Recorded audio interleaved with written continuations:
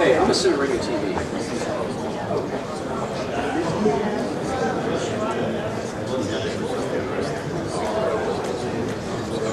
Do you think I just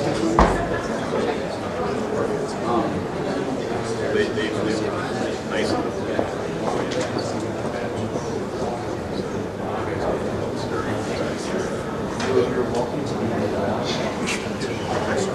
Okay, that's good. Yes. Thanks. Yeah, like I said, there's we're like right on the border between me and transportation. So but I'll let you know. Sure. I can see the right.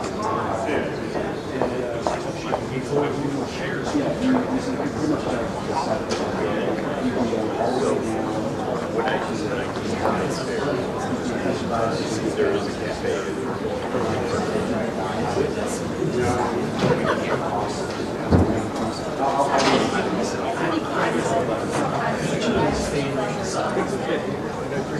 Yep.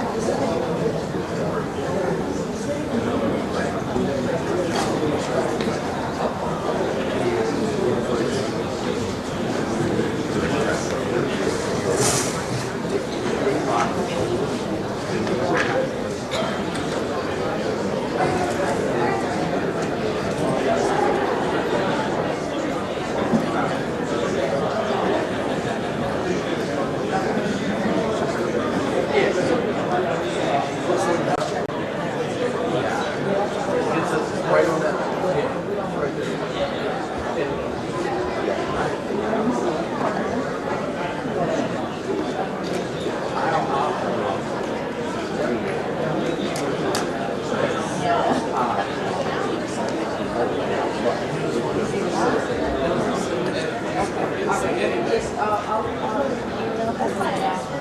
back to you. Okay. No, thank you.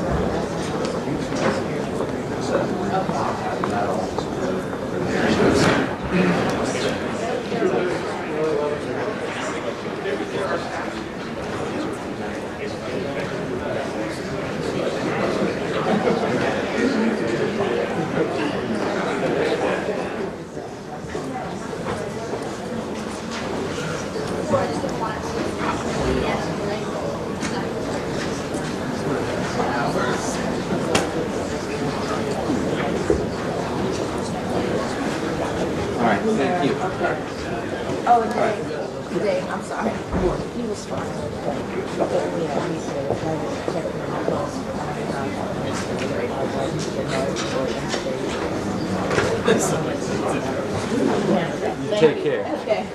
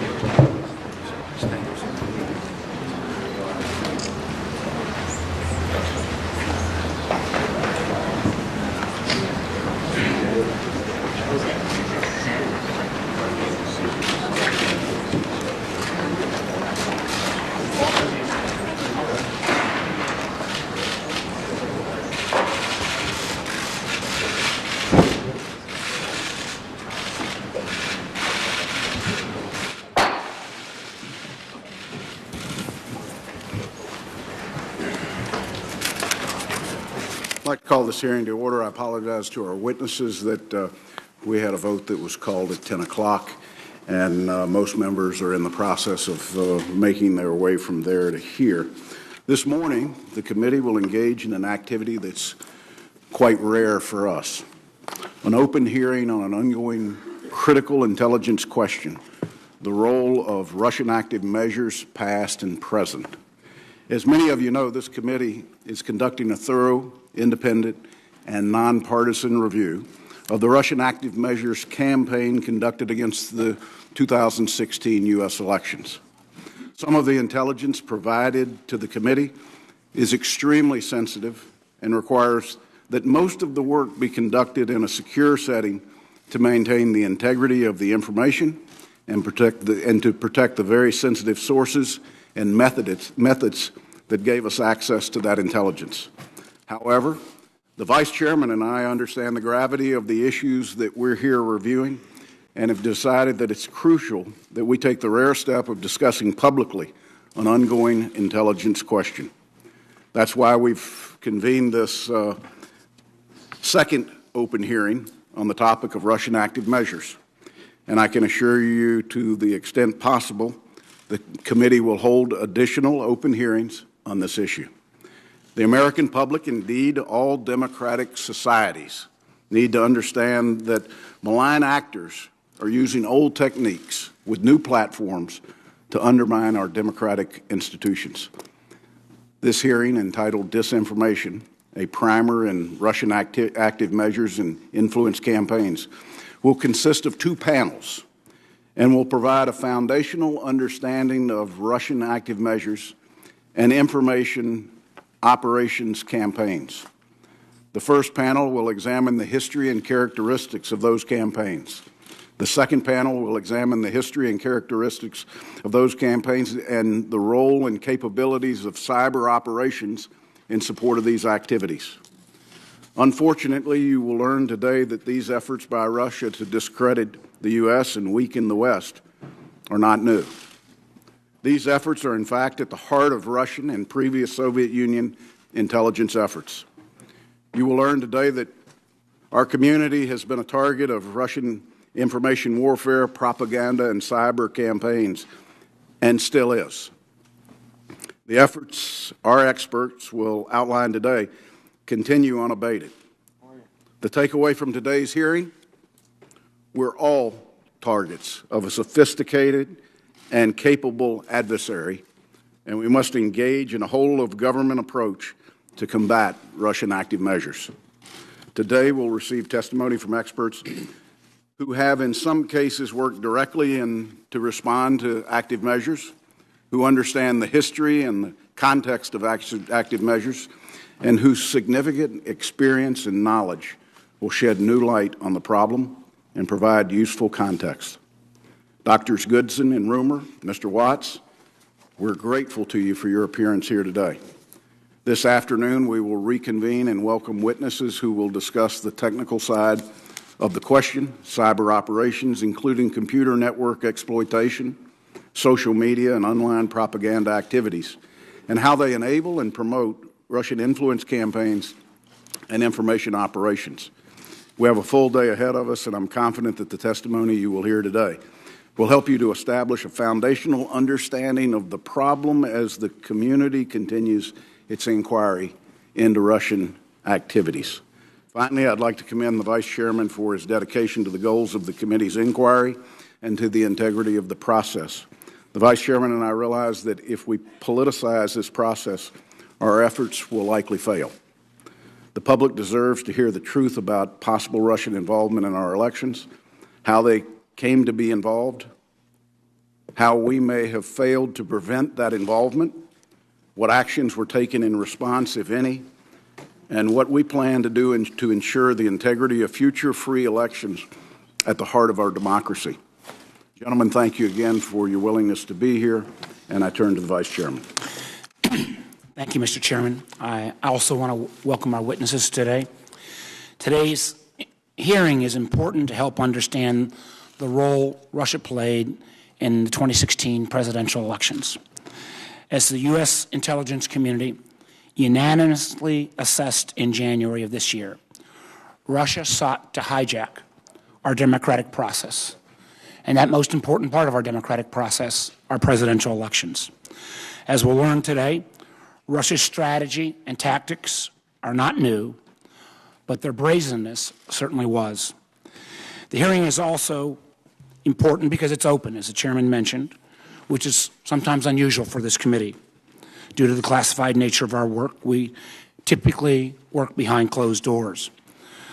But today's public hearing will help, I hope, the American public writ large understand how the Kremlin made effective use of its hacking skills to steal and weaponize information and engage in a coordinated effort to damage a particular candidate and to undermine public confidence in our democratic process. Our witnesses today will help us to understand how Russia deployed this deluge of disinformation in a broader attempt to undermine America's strength and leadership throughout the world. We simply must, and we will, get this right. The Chairman and I agree it is vitally important that we do this as a credible, bipartisan, and transparent manner as possible. As was said yesterday at our press conference, Chairman Burr and I trust each other, And equally important, we trust our colleagues on this committee that we are going to move together and we're going to get to the bottom of this and do it right. As this hearing begins, let's take just one moment to review what we already know. Russia's President Vladimir Putin ordered a deliberate campaign carefully constructed to undermine our election. First, Russia struck at our political institutions by electronically breaking into the headquarters of one of our political parties and stealing vast amounts of information. Russian operatives also hacked emails to steal personal messages and other information from individuals ranging from Clinton campaign manager John Podesta to former Secretary of State Colin Powell. This stolen information was then weaponized. We know that Russian intelligence used the quote-unquote Guccifer 2 persona and others like Wikileaks and seemingly choreographed times that would cause maximum damage to one candidate. They did this with an unprecedented level of sophistication about American presidential politics that should be a line of inquiry for us on this committee. And candidly, while it helped one candidate this time, they are not favoring one party over another, and consequently it should be a concern for all of us. Second, Russia continually sought to diminish and undermine our trust in the American media by blurring our faith in what is true and what is not. Russian propaganda outlets like RT and Sputnik successfully produced and peddled disinformation to American audiences in pursuit of Moscow's preferred outcome. This Russian propaganda on steroids was designed to poison the national conversation in America. The Russians employed thousands of paid internet trolls and botnets to push out disinformation and fake news at a high volume, focusing this material onto your Twitter and Facebook feeds and flooding our social media with misinformation. This fake news and disinformation was then hyped by the American media echo chamber and our own social media networks to reach and potentially influence millions of America. This is not innuendo or false allegations. This is not fake news. This is actually what happened to us. Russia continues these sorts of actions as we speak. Some of our close allies in Europe are experiencing exactly the same kind of interference in their political process. Germany has said that its parliament has been hacked. French presidential candidates right now have been the subject of Russian propaganda and disinformation. In the Netherlands, their recent elections, the Dutch hand-counted their ballots because they feared Russian interference in their electoral process. Perhaps most critically for us, there is nothing to stop them from doing this all over again in 2018, for those of you who are up, or in 2020, as Americans, again, go back to the polls. In addition to what we already know, any full accounting must also find out what, if any, contacts, communications, or connections occurred between Russia and those associated with the campaigns themselves. I will not prejudge the outcome of our investigation. We are seeking to determine if there is an actual fire, but there is clearly a lot of smoke. For instance, an individual associated with the Trump campaign accurately predicted the release of hacked emails weeks before it happened. The same individual also admits to being in contact with Guccifer 2, the Russian intelligence persona responsible for these cyber operations. The platform of one of our two major political parties was mysteriously watered down in a way which promoted the interest of President Putin. And no one seems to be able to identify who directed that change in the platform. A campaign manager of one campaign who played such a critical role in electing the president, was forced to step down over his alleged ties to Russia and its associates. Since the election, we've seen the president's national security advisor resign and his attorney general recuse himself over previously undisclosed contacts with the Russian government. And of course, in the other body, on March 20th, the director of the FBI publicly acknowledged that the Bureau is, quote, investigating the nature of any links between individuals associated with the Trump campaign and the Russian government, and whether there was any coordination between the campaign and Russian efforts, end of quote. I want to make clear, at least for me, this information is not about whether you have a D or an R next to your name. It is not about relitigating last fall's election. It is about clearly understanding and responding to this very real threat. It's also, I believe, about holding Russia accountable for this unprecedented attack on our democracy. And it is about arming ourselves so we can identify and stop it when it happens again. And trust me, it will happen again if we don't take action. I would hope that the President is as anxious as we are to get to the bottom of what happened.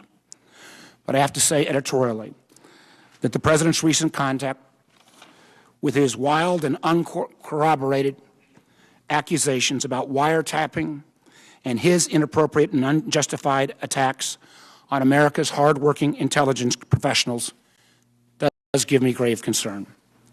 This committee has a heavy weight of responsibility that prove that we can continue to put our political labels aside to get us to the truth.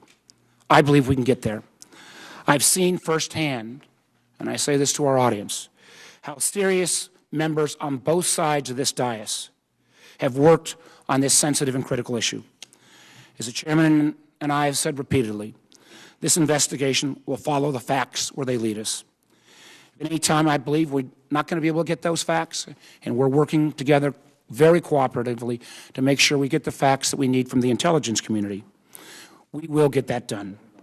Mr. Chairman, again, I thank you for your commitment to the serious work and your commitment to keeping this bipartisan cooperation, at least, if not all across the Hill, alive in this committee. Thank you very much. I thank the Vice Chairman. Members should note that they will be recognized by seniority for 5-minute questions. We'll go as expeditiously as we can. Let me introduce our witnesses today, if I may, and then we will hear from those witnesses. Dr. Roy Godson, Emeritus Professor of Government, Georgetown University. Dr. Godson has specialized in security studies and international relations at Georgetown University for more than 4 decades. Thank you for that. As a scholar, he helped pioneer intelligence studies in American higher education, editing the 7-volume series Intelligence Requirements for the 1980s, 1990s, and co-founding the Consortium for Study of Intelligence. He's directed, managed, and published with other scholars and practitioners innovative studies on adapting American security paradigm, intelligence dominance consistent with the rule of law practices, and strategies for preventing and countering global organized crime. Dr. Godson has served as a consultant to the United States Security Council, the President's Foreign Intelligence Advisory Board, and related agencies of the U.S. government. Thank you for your service, and thank you for being here. Dr. Rumer is a senior fellow and director of Russian and Eurasian programs at the Carnegie Endowment for International Peace. Prior to joining Carnegie, Dr. Rumer served as the National Intelligence Officer for Russia and Eurasia at the U.S. National Intelligence Council from 2010 to 2014. Earlier, he held research appointments at the National Defense University, the International Institute for Strategic Studies, and the RAND Corporation. He has served on the National Security Council staff and at the State Department, taught at Georgetown University and George Washington University, and published widely. Welcome, Dr. Rumer. Clint Watts. Clint Watts is a Robert Fox Fellow for the Foreign Policy Research Institute and a senior fellow at the Center for Cyber and Homeland Security at George Washington University. Clint's a consultant and researcher, modeling and forecasting threat actor behavior and developing countermeasures for disrupting, defeating state and non-state actors. As a consultant, Clint designs and implements customized training and research programs for the military, intelligence, law enforcement organizations at the federal, state, and local levels. Clint served as a United States Army infantry officer, an FBI agent on a joint terrorism task force, as the executive officer of the Combating Terrorism Center at West Point, and as a consultant to the FBI's Counterterrorism Division and National Security Branch. Clint, welcome. Thank you for your service. With that, I will recognize our witnesses from my left to right, and Dr. Godson, you are recognized. Thank you, Mr. Chairman and Vice Chairman and members of the committee for inviting me to this hearing. I'd like to begin with just with a minute or two on the long history of Soviet active measures, and then talk a little bit about some of the major advantages the Soviets have and the Russians have reaped from their history of using this instrument. Finally, I'd like to come to what we have done in the past to reduce the effectiveness of Soviet behavior and what we might want to consider for the future. I think if one looks at the history of the last 100 years, you're going to find that the Russians and the Soviet predecessors have believed that active measures is a major tool for their advancement. They actually believe, whatever we think about it, that this gives them the possibility of achieving influence well beyond their economic and social status and conditions in their country. I think when you look at what they say now, what they do now, and the way they act and practice and talk about their active measures, they take this subject very seriously. Sometimes we in the United States have been aware of this, but for many, many decades, we did not take this subject seriously, and they were able to take enormous advantages. I think today that they basically believe they can use these techniques rather similarly to many of the ways they did this in the past. I do think that they are repeating many of the same practices that they did in the past. Yes, there may be some new techniques that are being used now. In fact, there are. And some of my colleagues on the panel and this afternoon are more expert on those techniques, particularly the use of the internet and particularly cyberspace.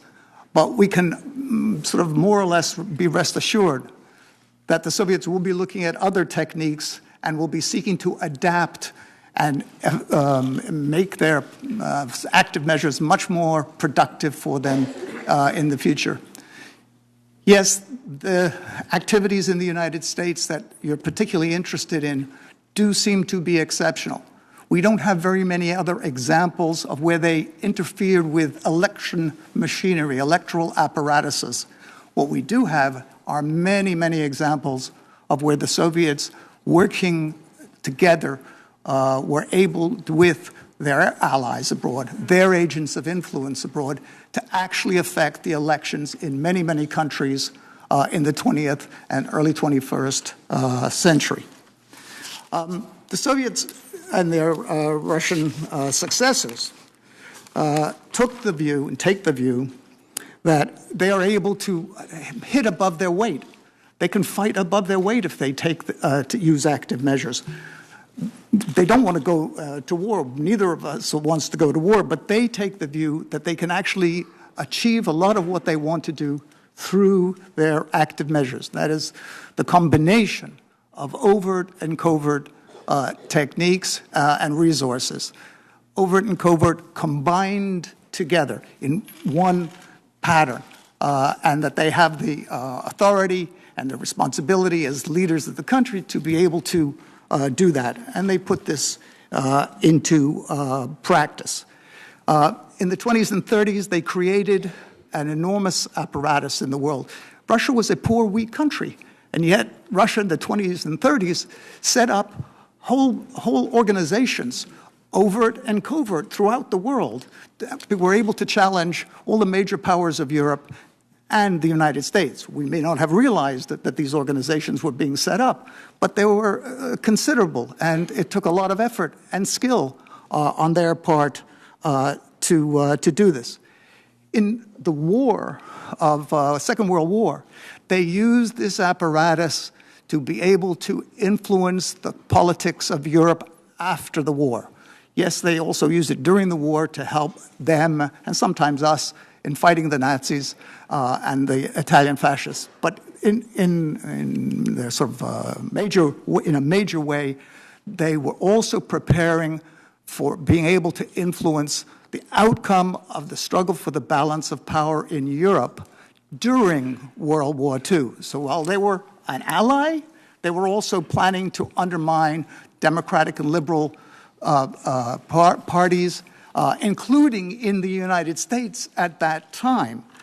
In fact, they were able to take advantage of the fact that we were friendly and that we were working together, that Uncle Joe was a friend of the United States at that time, they thought. And they were able to use that very successfully.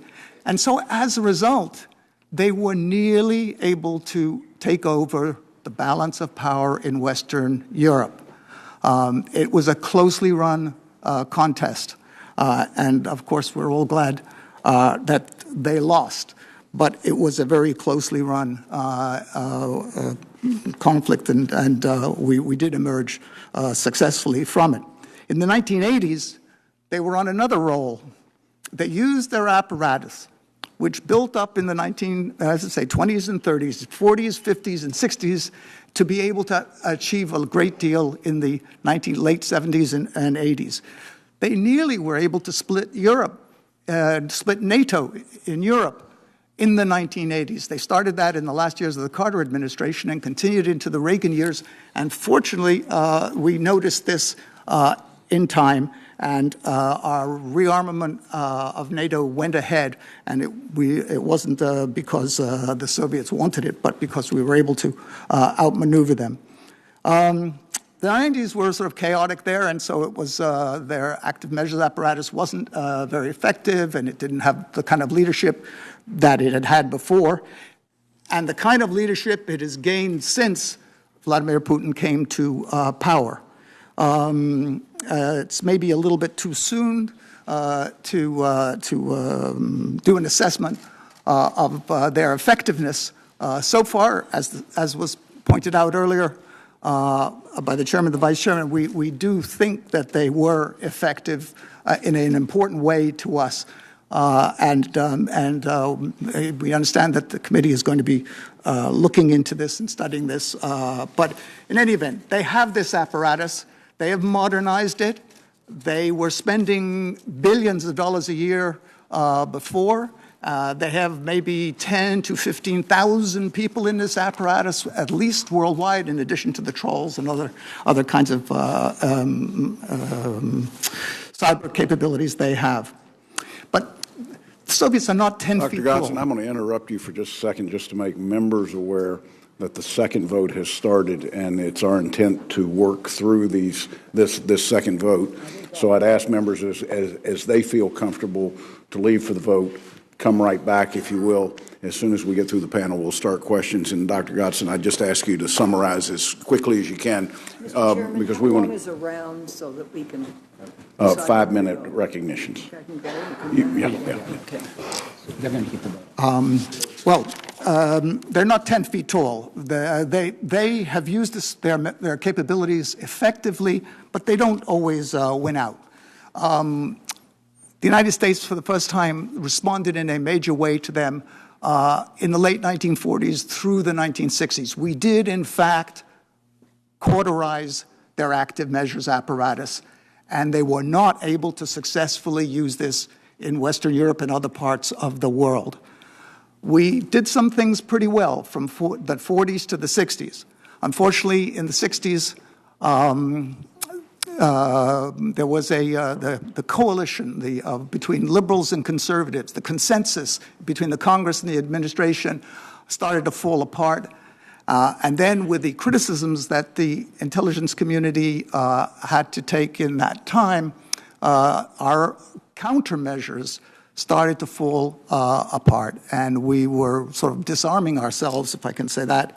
And so from the 60s through the late 1970s, we did not have a very effective counter-active measures capability, and the Russians, of course, took advantage of that in numerous places of the world.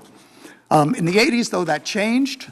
Late 70s, 80s, it changed, and we did start to do things well again. I'll just summarize the fact that we started to develop a strategic approach to countermeasures. It wasn't a bit here and a bit there and so on. It was actually a strategic approach with warning and anticipation of active measures. We would actually study them so well that we were able to often anticipate what they were going to do with active measures, and so therefore we could then use other measures to limit them and avoid the effectiveness of these active measures. We also started to support liberal elements abroad that we thought would be helpful to us in preventing Soviet active measures from furthering Soviet objectives in those societies. So we were fairly successful in the 80s in doing this, and in both using overt and covert methods to do this. As in other sort of victories that we've had after World War I or after World War II, after the Cold War, we thought that this wasn't such an important thing to be doing anymore. And so our activities waned. They didn't stop, but they waned. We had some units that remained in the government that were concerned with this, but on the whole, the government actually disarmed itself. And so, although there were some in the government and outside the government who warned about the Soviet use of active measures, and I do know when looking over the website of your committee that some of the people in this room actually went to the government and asked the government to be more mindful of Soviet active measures starting in 2016, and presumably that we should be mindful of it afterwards. Unfortunately, the government did not take the warnings as seriously as it could have, and made this known to the public in a useful fashion, so we would not be so surprised when this took place in or it appears to have taken place in 2016. But the Soviets could not have done this, and the Russians cannot have done this without having an active measures apparatus. It's visible. One can find it. One can't find everything about it, but we have, historically, we know that we can find it, we can anticipate it, and we can take a number of measures. And so I hope you will have time to consider, maybe in the questioning, some of the measures we could now take to do that. Thank you. Thank you, Godson. Dr. Rumer. Chairman Burr, Vice Chairman Warner, distinguished members of the committee, I'm honored to be here today. Russian active measures and interference in our presidential campaign is one of the most contentious issues in our national conversation. I believe that Russian intelligence services and their proxies intervened in our election in 2016. I have not seen the classified evidence behind the intelligence community assessment published a few weeks ago. Some have criticized it for not sharing the evidence of Russian intrusions. They missed the mark. It is the totality of Russian efforts in plain sight to mislead, to misinform, to exaggerate that is more convincing than any cyber evidence. RT, Russia Today broadcasts, internet trolls, fake news, and so on are an integral part of Russian foreign policy today. We need to put this in the context of the quarter century since the end of the Cold War. World War II in Europe, or the Great Patriotic War, as Russians call it, is integral to the formative experience of every living Russian. The country's national narrative is impossible without it. In 1941, Hitler's armies were stopped just outside the gates of Moscow. In 1945, Stalin's armies entered Berlin. That was Russia's greatest generation. Generations of Russians since then have been taught that their country was at its most secure then because it was protected by a buffer, the Warsaw Pact and the Soviet Empire. In 1991, Russians lost that buffer, the legacy of their greatest generation. With their country falling apart, Russian leaders had no choice but to accept this loss for as long as Russia would remain weak. The 90s were a terrible decade for Russia, but a great decade for the West. For Russian leaders and many regular Russians, the dominance of the West came at the expense of Russia's loss in the Cold War. But Russia would not remain weak indefinitely. Its economic recovery led to a return to a much more assertive posture, aggressive posture, some would say, on the world stage. We saw it in the crushing of Georgia in 2008, in the annexation of Crimea in 2014, and we see it to the present day in the ongoing war in eastern Ukraine. For the West, Russia's return to the world stage has been nothing more than pure revanchism. For Russia, it is restoring some balance in their relationship with the West. The narrative of restoring the balance, correcting the injustice and the distortions of the 1990s has been absolutely essential to Russian propaganda since the beginning of the Putin era. Those Russians who disagree are branded as foreign agents and enemies of the people.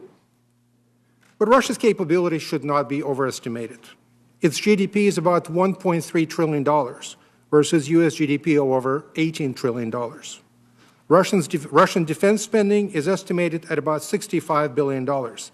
That's a little more than President Trump's proposed increase in U.S. defense spending for FY 2018. The Russian military is undeniably stronger than its smaller and weaker neighbors. Yet the balance does not favor Russia when compared to NATO. A NATO-Russia war would be an act of mutual suicide, and the Kremlin is not ready for it. Russian leaders have embraced a different toolkit: information warfare, intimidation, espionage, economic tools, and so on. This toolkit is meant to make up for Russia's conventional shortcomings vis-à-vis the West. The Kremlin has a number of advantages here. The circle of deciders is limited to a handful of Putin associates with similar worldviews. They have considerable resources at their disposal, especially since most of their tools are quite cheap. A handful of cyber criminals cost a lot less than an armored brigade, but can do a lot of damage. Russian meddling in our presidential election most likely is viewed by the Kremlin as an unqualified success. The payoffs include, but are not limited to: 1, a major distraction to the United States, for the United States; damage to U.S. leadership in the world; and perhaps most importantly, the demonstration effect. The Kremlin can do this to the world's sole remaining global superpower. Imagine how other countries see it. The differences between Russia and the United States are profound and will not be resolved soon. This is not a crisis, not something that will pass soon. It is the new normal. We will see Russia relying on this toolkit in the months and years to come, in the upcoming elections in France and in Germany this year, in our own future political campaigns. Deception and active measures have long been and will remain a staple of Russian dealings with the outside world for the foreseeable future. Thank you. Dr. Rumor, thank you. Mr. Watts? Mr. Chairman, members of the committee, thank you for inviting me here today. In April 2014, Andrew Weisberg, J.M. Berger, and I noticed a petition on the whitehouse.gov website. Alaska Back to Russia appeared as a public campaign to give America's largest state back to the nation from which it was purchased. Satirical or nonsensical petitions appearing on the White House website are not out of the norm. But this petition was different, having gained more than 39,000 online signatures in a short period. Our examination of those signing and posting on this petition revealed an odd pattern. The accounts varied considerably from other petitions and appeared to be the work of bots. A closer look at those bots tied in closely with other social media campaigns we had observed pushing Russian propaganda months before. Hackers proliferated the networks and could be spotted amongst recent data breaches and website defacements. Closely circling those hackers were honeypot accounts, attractive-looking women, political partisans that were trying to social engineer other users. Above all, we observed hecklers. those synchronized trolling accounts you see on Twitter that would attack political targets using similar talking patterns and points. Those accounts, some of which overtly support the Kremlin, promoted Russian foreign policy positions targeting key English-speaking audiences throughout Europe and North America. Soviet active measures, strategy, and tactics have been reborn and updated for the modern Russian regime in the digital age. Today, Russia hopes to win the Second Cold War through the force of politics as opposed to the politics of force. While Russia certainly seeks to promote Western candidates sympathetic to their worldview and foreign policy objectives, winning a single election is not their end goal. Russian active measures hope to topple democracies through the pursuit of five complementary objectives. 1, undermine citizen confidence in democratic governance. 2, foment and exasperate divisive political fissures. 3, erode trust between citizens and elected officials and their institutions. 4, popularize Russian policy agendas within foreign populations. And 5, create general distrust or confusion over information sources by blurring the lines between fact and fiction, a very pertinent issue today in our country. From these objectives, the Kremlin can crumble democracies from the inside out, achieving 2 key milestones. 1, the dissolution of the European Union, and 2, the breakup of NATO. Achieving these 2 victories against the West will allow Russia to reassert its power globally and pursue its foreign policy objectives bilaterally through military, diplomatic, and economic aggression. In late 2014 and throughout 2015, we watched active measures on nearly any disaffected U.S. audience, whether it be claims of the U.S. military declaring martial law during the Jade Helm exercise, chaos amongst Black Lives Matter protests, or a standoff at the Bundy Ranch. Russia's state-sponsored outlets of RT and Sputnik News, characterized as white outlets, churned out manipulated truths, false news stories, and conspiracies. They generally lined up under 4 themes. 1, political messages designed to tarnish democratic leaders and institutions. 2, financial propaganda created to weaken confidence in financial markets and capitalist economies. 3, social unrest crafted to amplify divisions amongst democratic populaces. And 4, global calamity pushed to incite fear of global demise, such as nuclear war or catastrophic climate change. From these overt Russian propaganda outlets, a wide range of English-speaking conspiratorial websites, which we refer to as gray outlets, some of which mysteriously operate from Eastern Europe and are curiously led by pro-Russian editors of unknown financing, sensationalize these conspiracies and fake news published by white outlets. American-looking social media accounts, the hecklers, honeypots, and hackers I described earlier, working alongside automated bots, further amplify this Russian propaganda amongst unwitting Westerners. Through the end of 2015 and start of 2016, the Russian influence system began pushing themes and messages seeking to influence the outcome of the U.S. presidential election. Russia's overt media outlets and covert trolls sought to sideline opponents on both sides of the political spectrum with adversarial views towards the Kremlin. They were in full swing during both the Republican and Democratic primary season and may have helped sink the hopes of candidates more hostile to Russian interests long before the field narrowed. Senator Rubio, in my opinion, you anecdotally suffered from these efforts. The final piece of Russia's modern active measures surfaced in the summer of 2016 as hacked materials were strategically leaked. The disclosures of Wikileaks, Guccifer 2.0, and DC Leaks demonstrated how hacks would power the influence system Russia had built so successfully in the previous 2 years. As an example, on the evening of 30 July 2016, my colleagues and I watched as RT and Sputnik News simultaneously launched false stories of the U.S. airbase in Incirlik, Turkey being overrun by terrorists. Within minutes, pro-Russian social media aggregators and automated bots amplified this false news story. More than 4,000 tweets in the first 78 minutes after launching this false story, linked back to the active measures accounts we'd tracked in the previous 2 years. These previously identified accounts, almost simultaneously appearing from different geographic locations and communities, amplified the fake news story in unison. The hashtags pushed by these accounts were nuclear, media, Trump, Benghazi. The most common words found in English-speaking Twitter user profiles were God, military, Trump, family, country, conservative, Christian, America, and Constitution. These accounts and their messages clearly sought to convince Americans a U.S. military base was being overrun in a terrorist attack. In reality, a small protest gathered outside the gate, and the increased security at the air base sought to secure the arrival of the chairman of the Joint Chiefs. Many of the accounts we watch push the false Incirlik story today focus on the elections in Europe, promoting fears of immigration or false claims of refugee criminality. They've not forgotten about the U.S. either. This past week, we observed social media accounts discrediting Speaker of the House Paul Ryan, hoping to further foment unrest inside U.S. democratic institutions. The implications of Russia's new active measures model will be twofold. The first is what the world is witnessing today, a Russian challenge to democracies throughout the West. But more importantly, over the horizon, Russia has provided any authoritarian dictator or predatory elite equipped with hackers and disrespectful of civil liberties a playbook to dismantle their enemies through information warfare. The U.S., in failing to respond to active measures, will surrender its position in as the world's leader, forego its role as chief promoter and defender of democracy, and give up on over 70 years of collective action to preserve freedom and civil liberties around the world. Russia's strategic motto for America and the West is divided they stand and divided they will fall.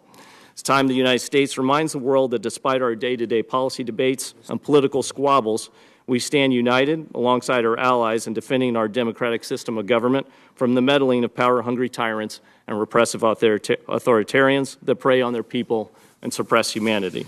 I'll close here with my opening remarks, but I have many recommendations which are in my written testimony. Mr. Chairman, I ask that my full written statement, which includes these recommendations, be submitted to the record, and I hope that during the question and answer session, we can further discuss how we might counter these active measures. Thank you for inviting me. Mr. Watts, thank you for your testimony, and all written testimony will be included as part of the record. The chair and the vice chairman are going to exit and vote. I'm going to recognize Senator Risch for his questions, and in our absence, he'll lob back and forth based upon seniority. Senator Risch. Thank you, Mr. Chairman. Gentlemen, it always impresses me the fact that when we hear people talking about Russian policy and what they want, first of all, how uniform it is. Everybody seems to agree on where they're going, what they do, and what they're doing to get there. But after processing that over a long period of time, one's got to come to the thought process of what happens in a post-Putin Russia, because everyone's got a shelf life, and his has been extended. It looks to me well beyond what normally would happen under these circumstances. So, give me your thoughts briefly, each of you, if you would, as to what happens. Do they stay on the same track they're on, or do they come to the realization that there's bigger and better things in life to pursue than what they're doing right now? Mr. Gottson? Well, thank you for the question. There's a lot, as you know, a lot of variables here at work. One would be how we respond to Putin and the behavior of the apparatus that they have. Do we let them continue to do this, or do we start to develop some sort of a strategic response to them? That would be one of the variables. Do they find that they can get away with, use active measures as they have in the past? And if so, then the elite that has taken power in Russia would be inclined to continue. They found that even when they sometimes have not been as effective as they expected, that active measure still is a capability that enables them to use the example of being able to fight above their economic and political capabilities. So unless there was a dramatic change in the regime, there's little reason to believe that they would cease the active measures policy and strategy they have, barring that we don't actually cauterize it and limit its effectiveness. If we don't, then they'll have an incentive to continue. Dr. Brewer. Thank you, sir. Mr. Putin, I believe, is 62, a man in his prime. He's positioned to run in 2018 again for another 6-year term. So I think what we see today is going to be with us for a long time. By the looks of it, for the next 2 presidential terms in this country. And so we should base our policy accordingly. I think it would be incorrect and counterproductive to tar all Russians with the same brush. But there's something there in Russian traditional security perceptions that transcend party lines, that transcend regimes, and Russian perceptions of security don't really change all that much over time. So I think we should be thinking about the drivers of Russian foreign and security policy in terms of continuity rather than radical change. After all, we already saw radical change in 1991, and things in the end didn't really change that much. As long as Russian elites will see themselves, as long as they see themselves as being inferior and struggling against a more advanced and a more powerful Western alliance, they will be relying on all tools in their toolkit, and information warfare will be disinformation will be part of it. We may hope that if someday someone like the corruption fighter Alexei Navalny gets elected, rises to the leadership of the country, having been a victim of such disinformation, he may be more restrained in it. But I would say that the basic parameters of Russian policy are generally set in place. Thank you, Doctor. I've only got a short time left. I want to hear from Mr. Watts. Yes. Regarding Mr. Putin, I would look to these two gentlemen primarily, but my thoughts are, one, he's not going away anytime soon. Two, he will definitely shape some sort of a successor in his place to continue on with what he's doing right now. I think the third big thing that we can't discount is the connection with criminality.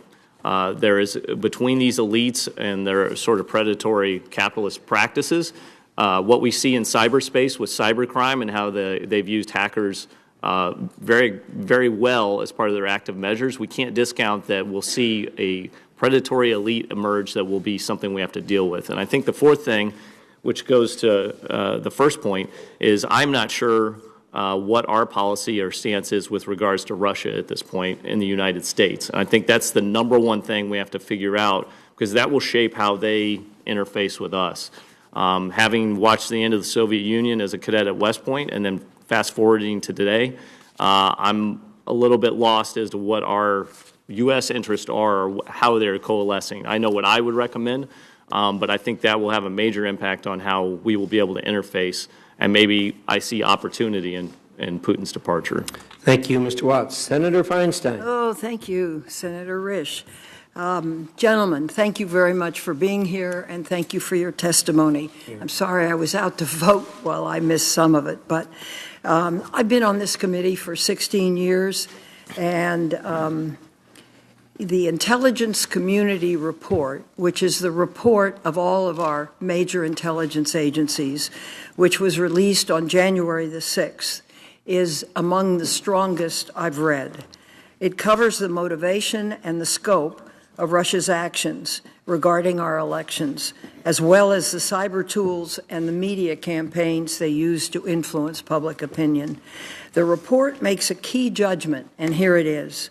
Russian President Vladimir Putin ordered an influence campaign in 2016 aimed at the United States presidential election, the consistent goals of which were to undermine public faith in the United States democratic process, denigrate Secretary Clinton, and harm her electability and potential presidency.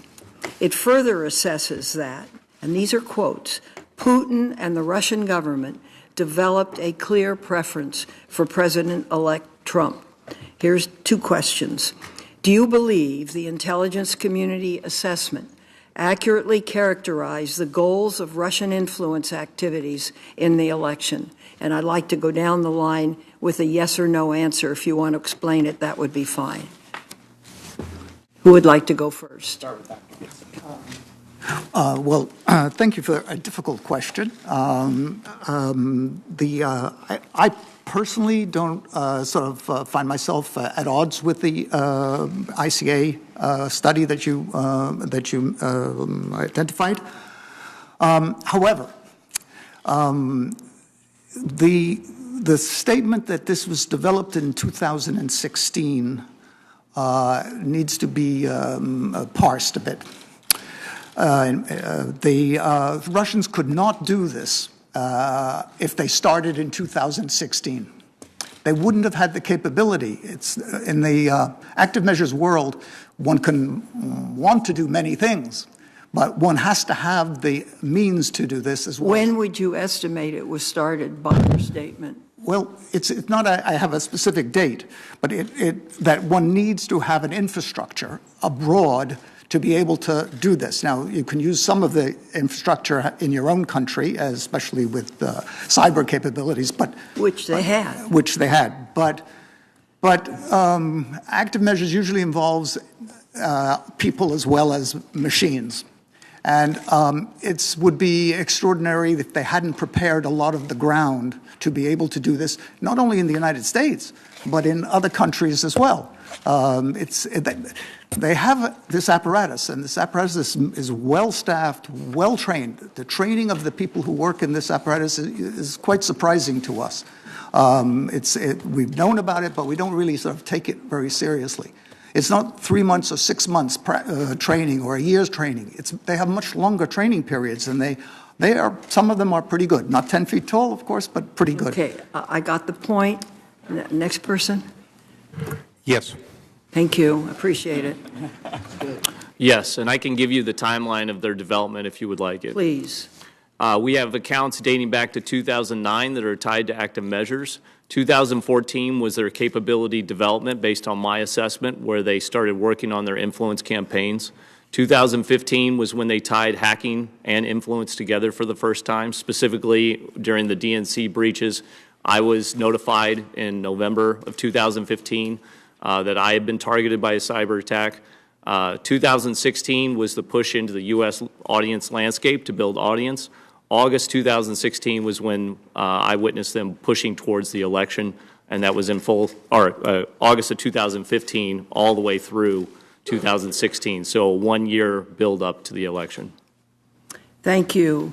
Has Russia ever, I think I know the answer to this, but if you would elaborate on it, conducted other similar campaigns in other countries to this level of impact with the goal of tilting the playing field to increase one candidate's chance of winning? Mr. Watts, if you'd go first. Yes, I would believe you need to look back to 2014 in both Ukraine and another Eastern European country that's escaping me. In 2015-16, the Brexit campaign should be examined. I can't prove it one way or another. And then today, all of the European elections that they're choosing to meddle in: France, Germany, Netherlands, Czech Republic. Thank you. Would you like to respond? Yes, they have conducted such campaigns in Ukraine in 2004 and 2014. In Georgia, they've intervened heavily in domestic political campaigns in the Baltic states, so there are ample examples of that. Thank you. Would you please respond, Doctor? Yes, they have a history of doing this well before this, and they find it a successful use of their resources, so it is not surprising. Thank you, Doctor. Thank you, Senator Feinstein. Senator Rubio. Thank you. Thank you all for being here. I'm concerned that in our inquiry, and I certainly think it's important for us to know what happened, we are focusing so much on the tactics that we're not focusing on the broader strategy that's at play here. I want to briefly go through a number of instances and have the panel comment on whether or not they believe these are indicative of the efforts that are being targeted against the United States and the rest of the world by Vladimir Putin. We all know that Angela Merkel has taken a tough line on Ukraine against Russia. We know that there's a lot of controversy in Germany around migrants. In early 2016, a 13-year-old known only as Lisa F., a dual Russian-German citizen whose family had moved to Germany from Russia in 2004, told police she had been kidnapped in East Berlin by what appeared to be Middle Eastern migrants and raped for over 30 hours. There was outrage in Germany and obviously protests against Merkel. The Russian foreign minister almost immediately jumped on the story, talking about the need to defend our Lisa, quote unquote. And of course, this story was spread far and wide by Russian-speaking entities and Russian media outlets. Subsequently, the prosecutors in Berlin announced that they had clear evidence that during those 30 hours she was missing, Lisa F. was actually, in fact, with people that she knew, and a medical examination showed that she had not been the victim of a rape. Earlier this year, a little-known news outlet published on a website an article that claimed that the United States was deploying 3,600 tanks to Eastern Europe to prepare for war with Russia. 3,600 tanks would represent about 40% of our entire tank force. Within days, the story was republished by dozens of outlets in the United States and throughout Europe. As it turns out, the truth is we deployed 87 tanks. There is, in going all the way back to September 11th of 2015, residents in Louisiana awoke to a message, many of them did, on their Twitter feed that said, "Toxic fume hazard warning in this area until 1:30 p.m. Take shelter, check local media, and ColumbiaChemical.com." On Twitter accounts, there were hundreds of accounts documenting a disaster right down the road from the people. One account said, "A powerful explosion heard from miles away happened at a chemical plant in Centerville, Louisiana." A man named John Merritt tweeted. Anna Rusella shared an image of flames engulfing the plant. At KSarah12 posted a video of surveillance footage from a local gas station capturing the explosion. Another Twitter account posted a screenshot of CNN's homepage showing the story had already made national news, claiming that ISIS had claimed credit for the attack, according to one YouTube video. A woman named Zopok9, Anna McLaren is her name, I guess, tweeted at Karl Rove, "Karl, is this really ISIS responsible for the hashtag Colombian chemicals? Tell Obama we should bomb Iraq." Had anyone had taken the trouble to check CNN, as this article in the New York Times outlines, there was no such attack. It was a hoax. Not some simple prank, as the article goes on to say, but a highly coordinated disinformation campaign involving dozens of fake accounts that posted hundreds of tweets for hours, targeting a list of figures precisely chosen to generate maximum attention. The perpetrators didn't just doctor screenshots from CNN, and I'm reading from the New York Times article. They also created functional clones of the websites of the Louisiana TV stations and the like. The list goes on and on. We should fully document it in our report to the American people. A false story spreading claiming that Germany's oldest church had been burnt down by 1,000 Muslims chanting Allah Akbar. Another story claiming that the European Union was planning to ban snowmen as racist. All of this, and we should begin to document them for the American people. Isn't this the larger problem? Let me just rephrase that. Aren't we in the midst of a blitzkrieg, for lack of a better term, of informational warfare conducted by Russian trolls under the command of Vladimir Putin, designed to sow instability, pit us against each other as Americans? This same article, I don't have enough time, it goes on. They posted false stories about a police shooting in Atlanta that never happened, about a series of things. In essence, are we in danger here because we are focused on a very important tactical move that happened in the election of 2016 to miss the broader point? And that is that this is a coordinated effort across multiple spectrums to sow instability and to pit Americans against one another, politically, socioeconomically, demographically, and the like. So I think the two lines of effort you brought up there that the Russians use are social dynamics that they play on, ethnic divisions, and global calamity or inciting fear. These two lines haven't been discussed much. The third one is financial. They oftentimes put out fake stories about U.S. companies, which then cause stock dips, which allow all sorts of predatory trading and other things to happen. We've focused on disinformation around the political scene, but misinformation across the board, particularly from the Russian propaganda networks, has incited fear inside the United States on multiple occasions, as you noted. One last year was there was a JFK terminal shut down about alleged gunshots. We watched social media trolls and gray outlets pump fake stories out, which ramped up that fear, which caused mass panic.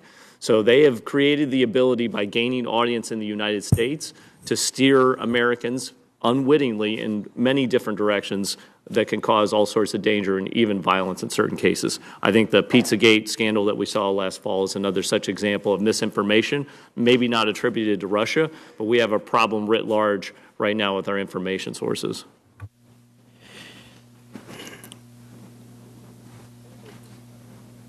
Senator Rubio, do you want to further? No, I think you hit the nail on the head, and I don't really have a lot to add to it. We are faced with a strategic attack. It's not a kinetic attack usually. It's a political attack, and then the question comes: what sort of strategic response are we going to be able to develop to that? And we could elaborate on that. Senator Warner. Again, thank all the witnesses for their testimony. Dr. Rumor, I want to start with you. We've heard a lot recently about the role of Oleg Deripaska, the head of Russia's largest aluminum company, and the role he may have played in helping to support the goals of President Putin. Can you characterize Mr. Deripaska's role in this area? And then more broadly, are there any of the oligarchs in Russia, at least those not in exile, that aren't somehow caught up in the Kremlin's foreign policy activities? Are there any of them that are truly independent? Thank you, Senator Warner. I can't add anything to the conversation about Mr. Deripaska beyond what's appeared in the public domain. So I don't think I have any special insights here. You know, I feed off the same reporting that's appeared in the papers. I would be careful to describe all Russian oligarchs and oligarch itself as a fairly ill-defined term. There's sort of a handful of some of those prominent ones, but it's a much bigger class of major Russian businessmen. I would be reluctant to describe them all as, you know, tools of the Kremlin. Obviously, Russian businessmen who do business in Russia have to be mindful of Kremlin political preferences, and the Kremlin has considerable influence over them. But I can't speak from concrete information about them being, you know, directly instruments of the Kremlin foreign policy. That's not something that I have evidence to back up. So I think I'll stop at that. Okay, Mr. Watts. One of the things that your testimony, I've been talking a lot about the use of the internet trolls and their ability to then exponentially gain more power through creating these botnets. I'd love you to kind of comment about what we can do to preclude that on a going forward basis, and perhaps you can explain this technique better than I have in my various public statements. Sure. The first thing that I think we need to understand is it's not all automated and it's not all human. There's a combination of the two. So you have a series of humans that work in their psychological warfare groups that command both bots at the same time. And I like to, as an analogy, you can look at it like artillery. So you have someone who's engaging with you as an individual, and at the same time they can launch a bot to amplify that story forward. When we watch, obviously the bot, for those ability for a computer to take over other computers that are not being used and in effect magnify the number of hits they might hit to a particular social media site, correct? Exactly. Or you can create more personas in Twitter, for example, which makes it look like there are more people than there really are. It's a Potemkin village strategy, essentially, that amplifies your appearance. So what they do is they launch those simultaneously as they begin the engagement or push of false news stories, usually from RT and Sputnik News. They do that in unison, which games the social media system such that such a high volume of content being pushed at the same time raises that into the trends that you'll see. If you looked at Facebook or Twitter or whatever it might be, you'd see the top 10 stories that are out right now. It pushes that up there. As soon as it pushes that into that top 10 feed, mainstream media outlets then are watching that, and they start to examine that content. So, for example, the Incirlik attack I talked about, one of the key hashtags they pushed is media. The goal is to get that into the top of Twitter streams so that mainstream media has to respond to that story. When mainstream media responds to it or just looks at it without even commenting on it, it takes over organically, and you'll see it move around the internet like a virus. One thing, and I'm going to spend a lot of time on this afternoon, there have been reports that their ability to target this information, some reports at least saying that in the last week of the campaign in certain precincts in Wisconsin, Michigan, Pennsylvania, there was so much misinformation coming, talking about Hillary Clinton's illnesses or Hillary Clinton stealing money from the State Department or other, that completely blanked out any of the back and forth that was actually going on in the campaign. One of the things that seems curious is, would the Russians on their own have that level of sophisticated knowledge about the American political system if they didn't at least get some advice from someone in America? Yes. I know this from working on influence campaigns in the counterterrorism context. If you do an appropriate target audience analysis on social media, you can actually identify an audience in a foreign country or in the United States, parse out all of their preferences. Part of the reason those bios had conservative, Christian, America, all those terms in it is those are the most common ones. If you inhale all the accounts of people in Wisconsin, you identify the most common terms in it. You just recreate accounts that look exactly like people from Wisconsin. So that way, whenever you're trying to socially engineer them and convince them that the information is true, it's much more simple because you see somebody and they look exactly like you, even down to the pictures. When you look at the pictures, it looks like an American from the Midwest or the South or Wisconsin or whatever the location is. And they will change those. They can reprogram them.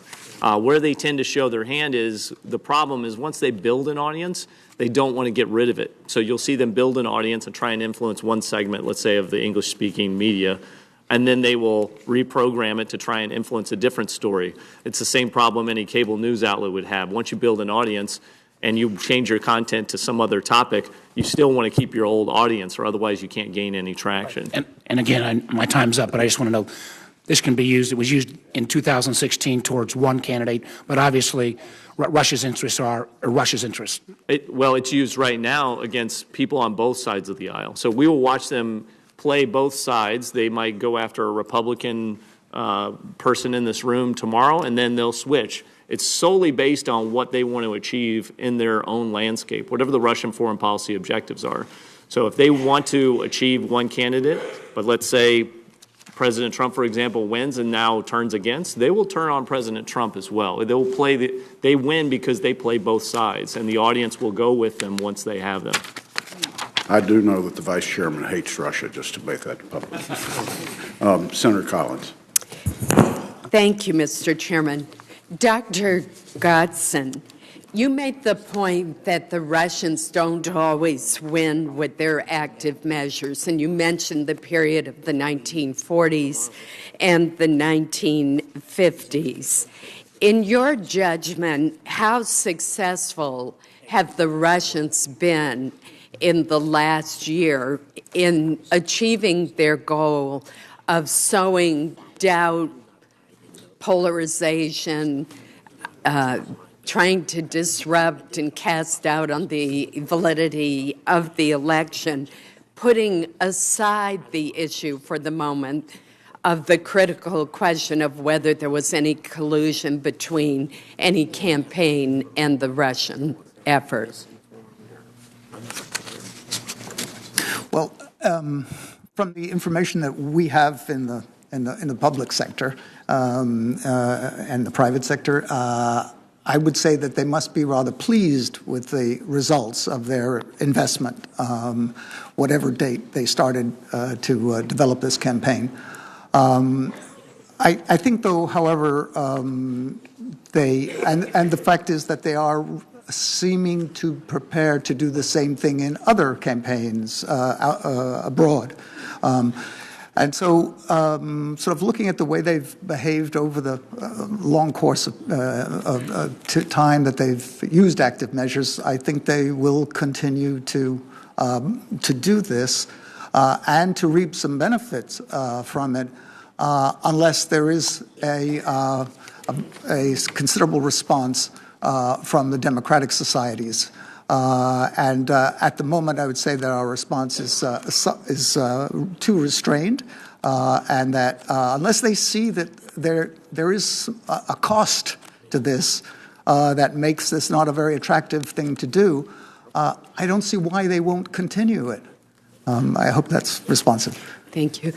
Dr. Rummer, Mr. Watts made the point that the Russians will go after either side, that they're trying to disrupt society, cast doubt on Western democracies. And one largely overlooked part of the Intelligence Committee's the Intelligence Community's report last fall was information in the annex that suggested that Russia Today, which most people view as an organ of the Russian government, was instrumental in trying to advance the protests of Occupy Wall Street. Could you comment on that? And is that an example of Russia working to promote the far left versus the far right that we hear so much about? Yes, ma'am. It's a perfect example in that Occupy Wall Street was a genuine movement on the left. But it certainly serves the interests of Russian propaganda to play it up as a major challenge, as something representing a major fault line in our society, because it drives the message that the United States is in decline, the United States is in crisis, plays up to audiences at home in Russia and abroad that the United States is not the perfect society, something that they really like to emphasize. So that's an excellent example, and I think it deserves the attention that you, the spotlight that you cast on it. Mr. Watts referred to the minor protests outside our basin in Sirlik, in Turkey. Well, there's another example that there was a protest, but again, it's blown out of all proportions. And as you know, the best propaganda is that which has a grain of truth to it, then gets played up and up and up. Thank you, Mr. Chairman. Senator Wyden. Thank you, Mr. Chairman, and let me say thank you to our witnesses. Gentlemen, here's where we are now. The American people are worried about what's ahead with regard to Russia. The public now gets most of its information from leaks, from daily press stories, and apparently inaccurate tweets from the President. This feeds distrust and causes Americans to question the legitimacy of our government. So I believe the committee needs to lift the fog of secrecy about what really happened to our democracy. That's why it's so important we have open hearings with the Intelligence Committee, the FBI, Homeland Security, and Treasury. And I believe a key to a successful investigation is following the money. Yesterday, I wrote a letter to the chairman and the vice chair urging the committee look into any and all financial relationships between Russia and Donald Trump and his associates.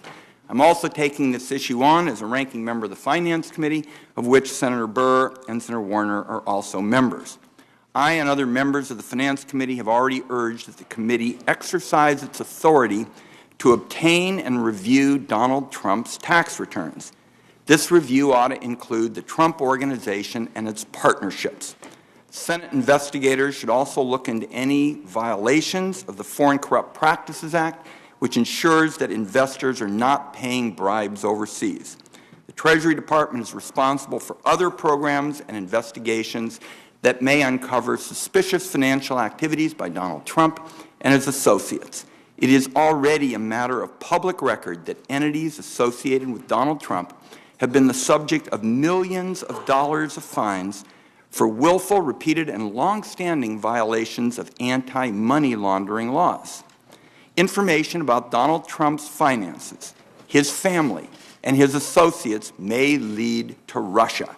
We know that in 2008, the President's son said that Russians make up a pretty disproportionate cross-section of a lot of our assets.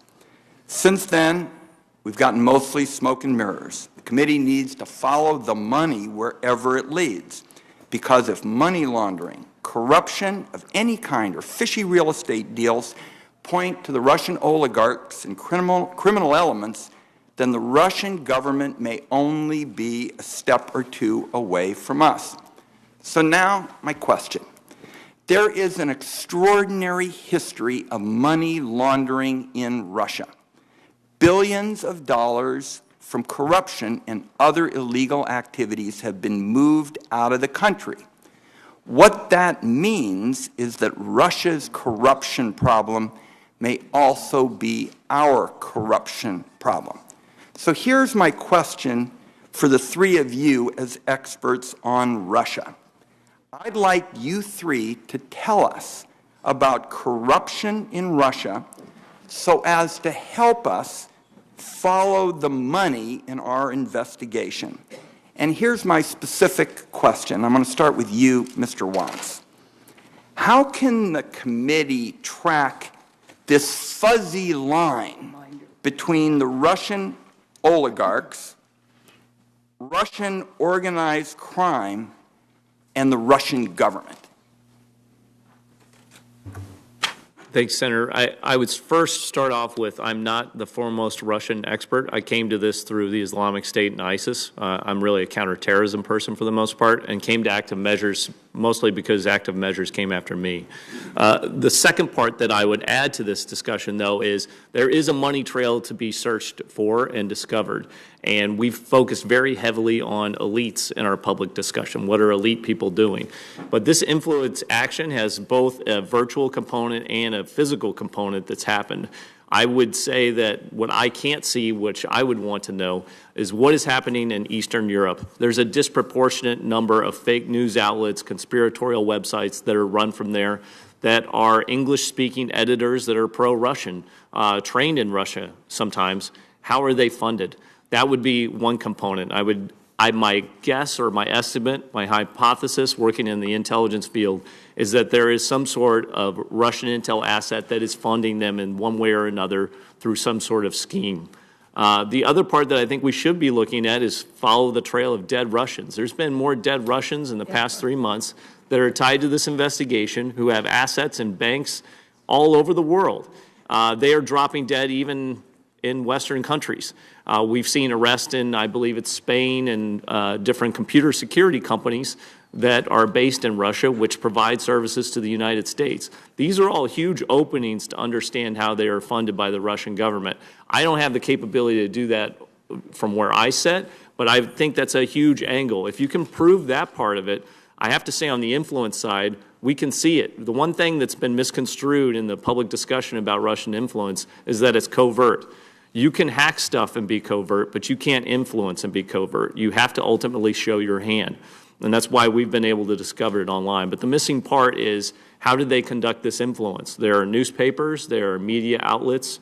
The Balkans are littered right now with these sorts of outlets, and that's where I would start to dig on the financial space. I'm almost out of time. Dr. Rumer, same thing. This fuzzy line is what I'm particularly interested in. Organized crime, oligarchs, and the government. I heard you talk about one person. You couldn't comment on him, but just give me your analysis about this fuzzy line, because I keep coming back to that. Well, sir, it is definitely a fuzzy line, and I think those relationships are probably best discussed not in an open session, because... But you're saying they ought to be discussed. I believe they ought to be discussed. Good. Fair enough. But I do believe that it is something for our intelligence community to take up rather than for us to discuss in open. I probably ought to quit while I'm ahead. Senator Blunt. Mr. Chairman, can Mr. Godson just finish that question? Dr. Godson, quickly. Turn your mic on.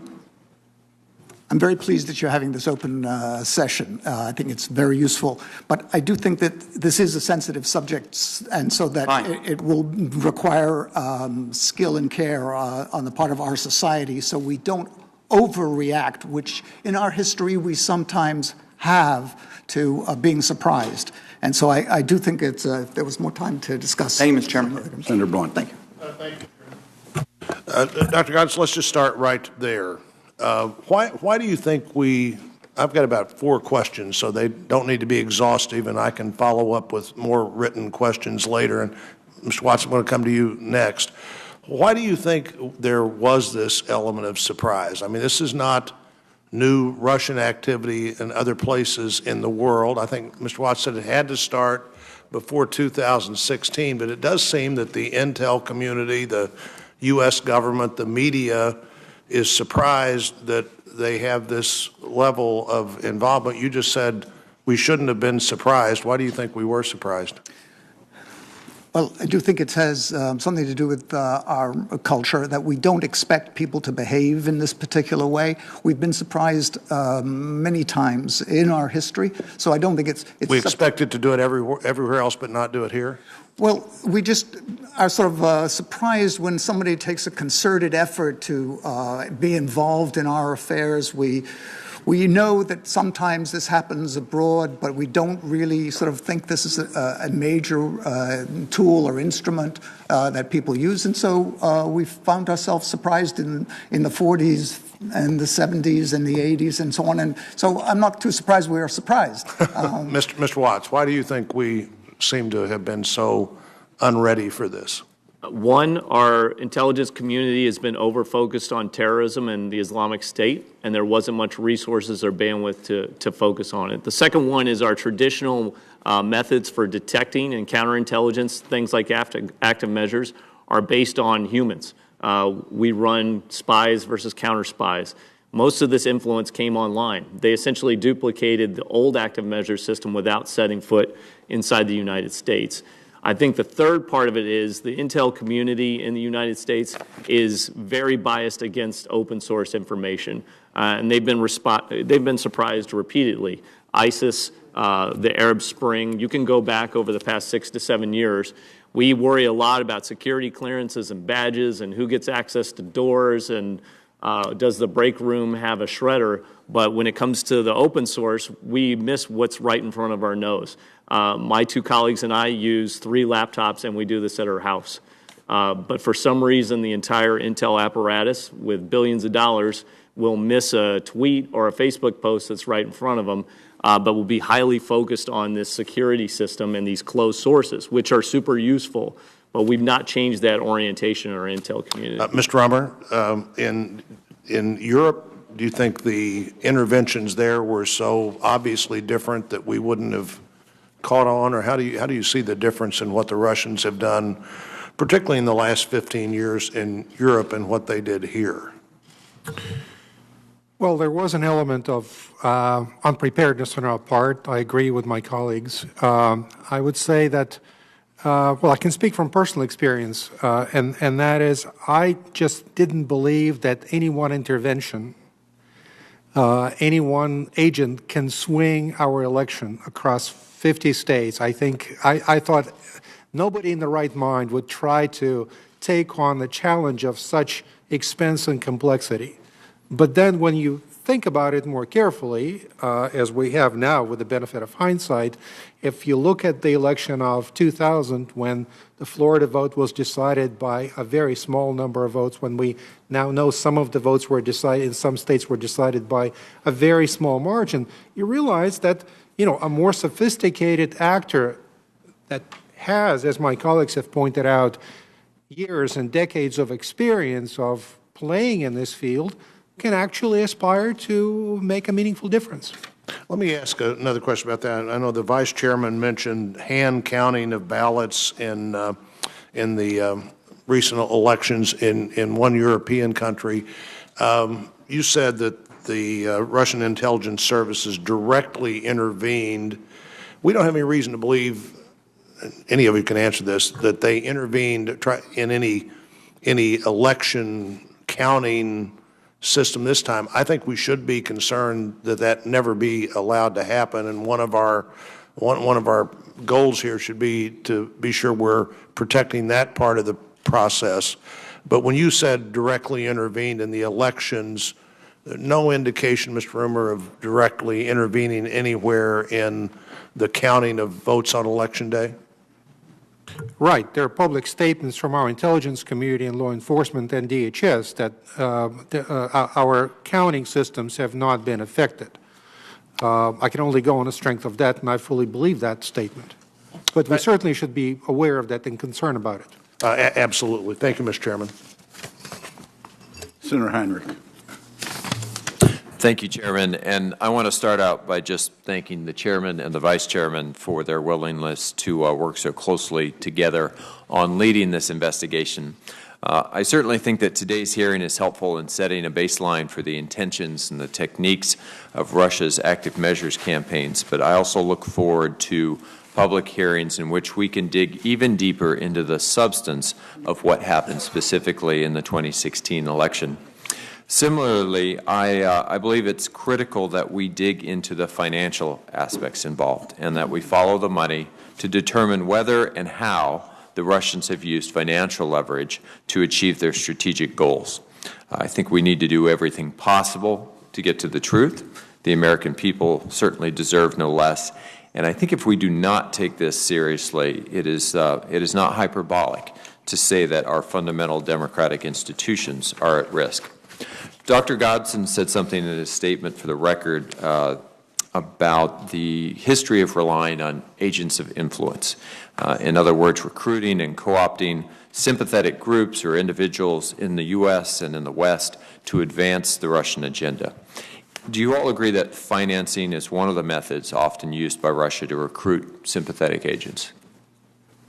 Yes.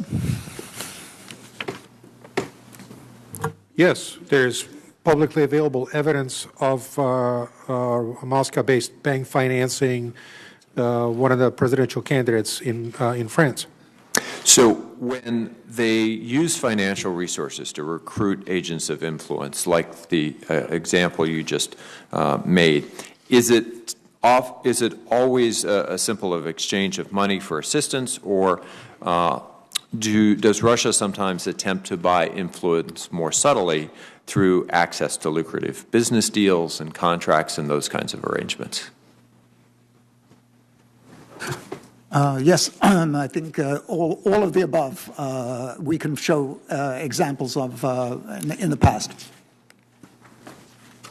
Yes, they have used their considerable financial business leverage in Eastern Europe to cut favorable energy deals, to offer lucrative deals to local companies and governments.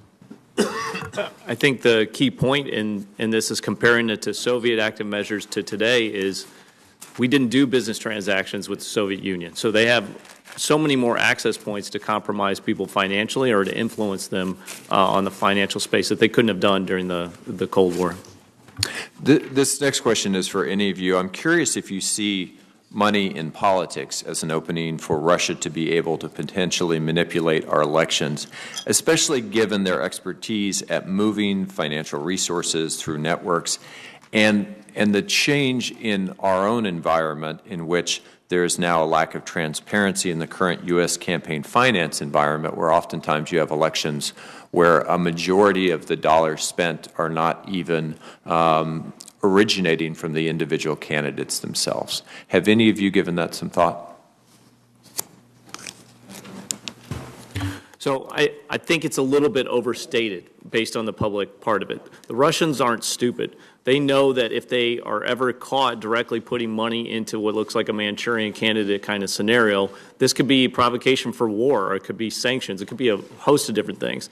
At the same point, I would also offer you, from an intelligence perspective, why not look at it as a way to compromise somebody? So if you have a candidate that's doing well and you have very open campaign finance, why not slip them some money where they don't know the original source of it, such that if it's revealed later, they are discredited? So it can go both ways. It's not just promotion. It can also be used as a tool and a weapon. You, Mr. Watts, I think did a really good job of laying out for us how these influence operations actually have the impact of sort of organically changing the trends on media and end up being sort of a self-reinforcing mechanism.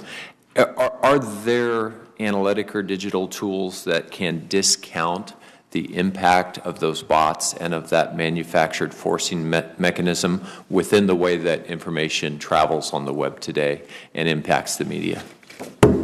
So I think all the social media companies are starting to realize that their ad revenue mechanisms can be manipulated for this. There are more than just Russian fake news out there. You've got profiteers, you've got political groups that do that, and you've got, satire, which is thrown in the mix of it. You're seeing the social media companies try and regulate this now or deem things as fake news, but that's going to fail. Ultimately, any attempt to deem things as fake or not fake is going to lead to freedom of speech violations, freedom of the press violations. Because how do you do that? How do you determine who's being fair or not? I think a better way to do it, and what we propose, is to create the version of Information Consumer Reports, which is an independent agency which is funded by the social media companies, has no government involvement, no government funding, that provides a rating in terms of the news that shows up on your feed, such that, much like nutrition labels on food, you know what you're consuming. Right now, part of the reason this is so effective is a fake news outlet can pop up one day, pump out stories that are sensational, and fall down the next.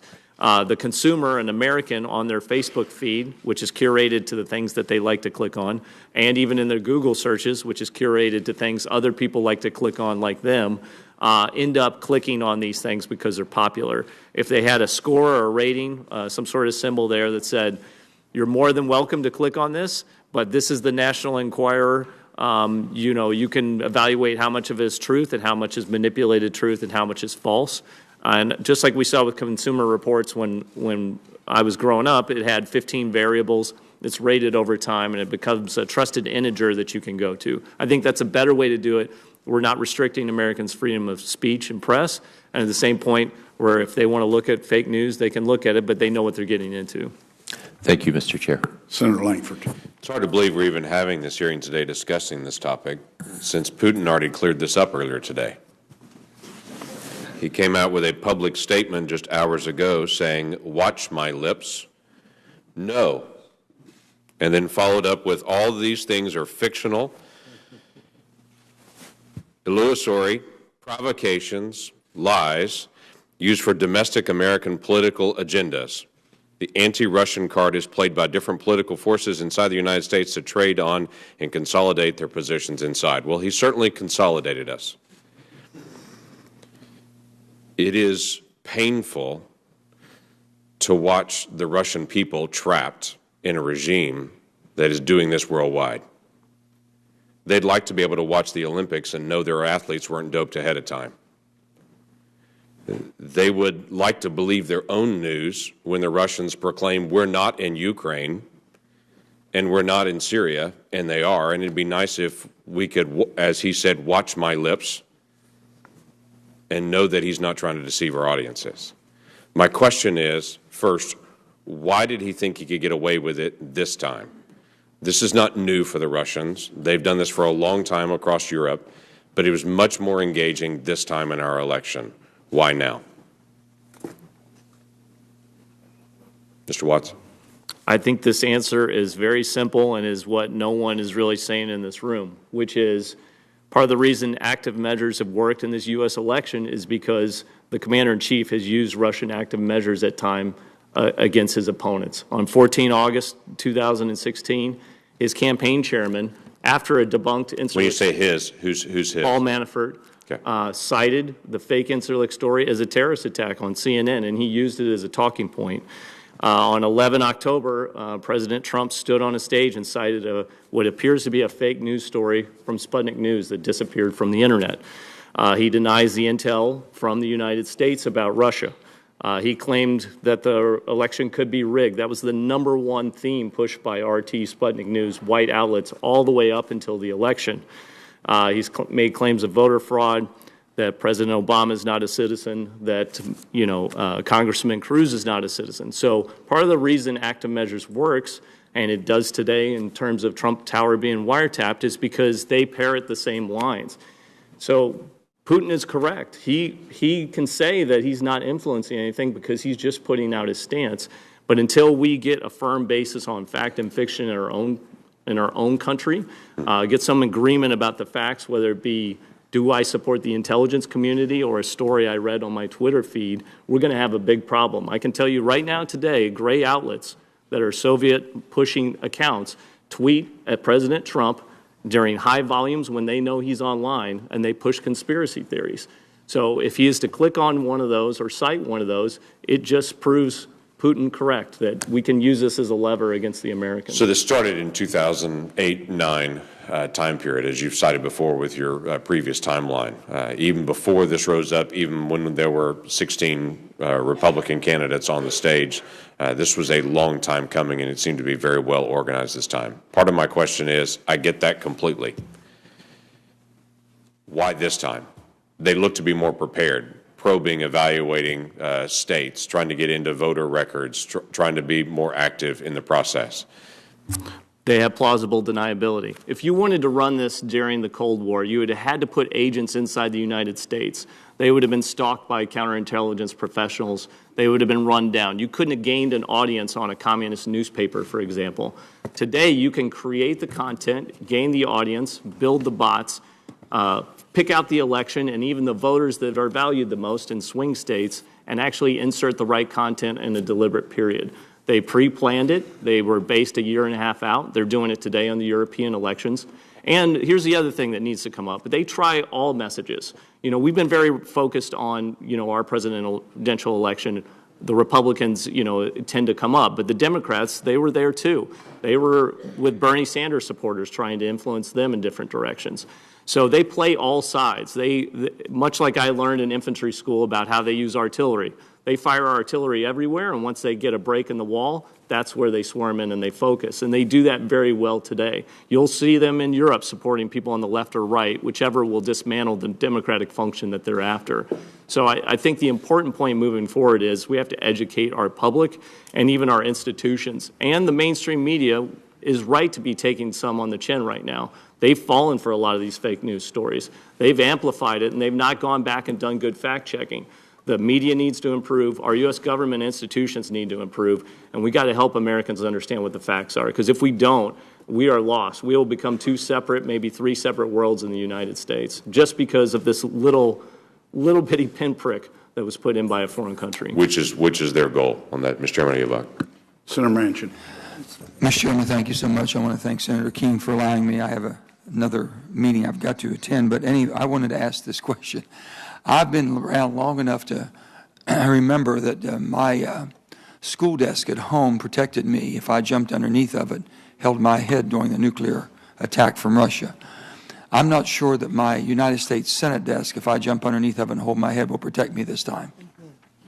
And that's putting it mildly. With that being said, much has been written about the new hybrid style of warfare practiced by the Russians recently in Georgia, Crimea, and Ukraine. To be brief, Russia believes the lines between war and peace are blurred. Wars are no longer declared and no longer fought in a traditional manner. And the power of non-military means to achieve objectives exceeds the power of weapons and effectiveness. Some label it the Gerasimov doctrine, which is a combination of political, military, economic, social, and media means to achieve Russian strategic objectives. In the United States, we would call this a whole of government approach. So my question would be to any of you, and I'll start with you, Mr. Watts, if possible, is Russia's meddling in our 2016 elections proof the United States is dealing with a nation that is acting in its own warlike manner?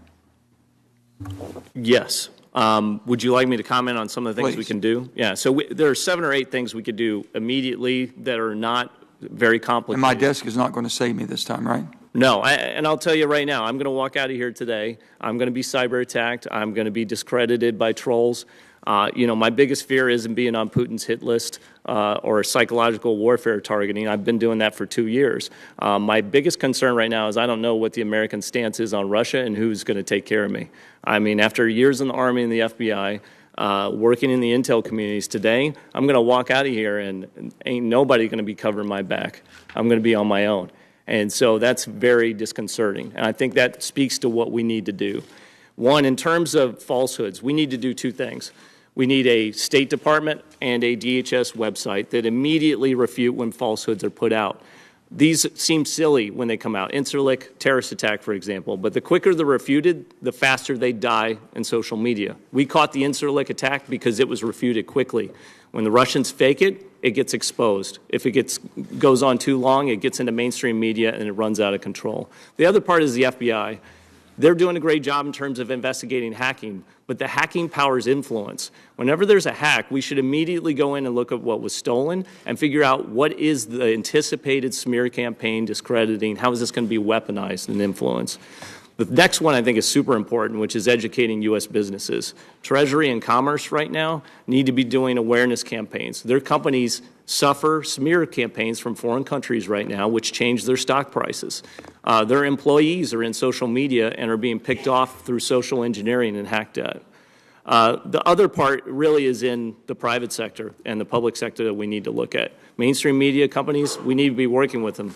What if they boycotted WikiLeaks collectively? What if they all didn't race to publish too quickly? If those damaging, stolen information that is misconstrued oftentimes doesn't get into the mainstream media, if all of them block it out, Russia's influence dies on the vine. And the last thing I think is the social media companies. Whether we like it or not, social media has become the news provider for almost all Americans. Our preferences shape what we see, and our friends share stuff with us, and it reinforces our views.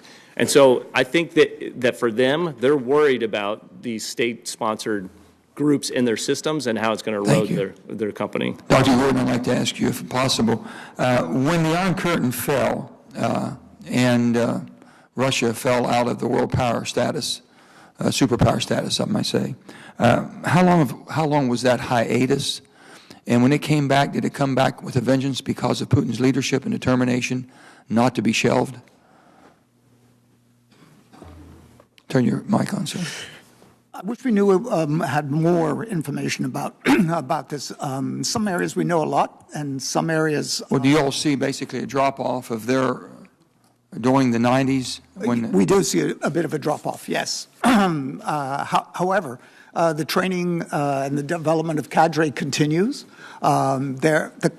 The hierarchy wasn't well established in terms of controlling all the various aspects. Was it under Putin basically all this came back? Can anybody say that, Dr. Yes. Rumer? Yeah. Yes, sir. In the 1990s, Russia was flat on its back. It just didn't have the resources, and a lot of the capital in this area that it had accumulated basically fell apart. I think they were very, very frustrated during the Balkan Wars when they really couldn't counter what they saw as our information domination of the airwaves. So in the early 2000s, when their economy came back, the apparatus came back with it too. Could I just add one? Could I just ask one thing, because my time is running out here? Under Putin, do you believe it's impossible to build a relationship to basically bring this back into some type of civility or order? Is it he's just absolutely, totally committed the direction he's been going and will continue to go no matter what? Can I just add an answer to that quickly? It depends on what the costs are. In other words, what are we going to do in response? So he only reacts out of power. Strength. He only reacts back out of strength if we have the strength. Well, most of us react to power and strength too. But in this case, we don't yet have enough information. I mean, the committee and the study that you're doing is very important for us, not just scholars and studying this subject. It's very important because we can't really answer the question about why this time and why it's successful. We're not even sure what happened here. Now, we have the ICA statement of January. But I just sort of want to put in a note of caution here.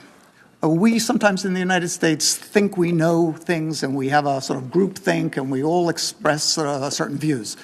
And then we find out that later on maybe the source of our evidence, the way we put the evidence together, didn't really make as much sense as we thought it did at the time. Now, we've had that in our recent experience. I mean, in the 90s and 2002 and 3, and so on. So I would just say we need a little bit of caution here to be able to know exactly what happened. There's so much information out in the real and false and mixture. So I want to thank you so much. I'm really exceeded my time. They've been so kind to me, but thank you.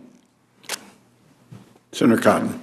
Thanks, brother. Thank you, gentlemen, for your appearance this morning. I want to return to the topic Senator Langford broached, which is why Vladimir Putin and Russia's leaders thought they could get away with such a brazen set of actions last year, and doing so in a, quote, noisy fashion, as Director Comey testified last week.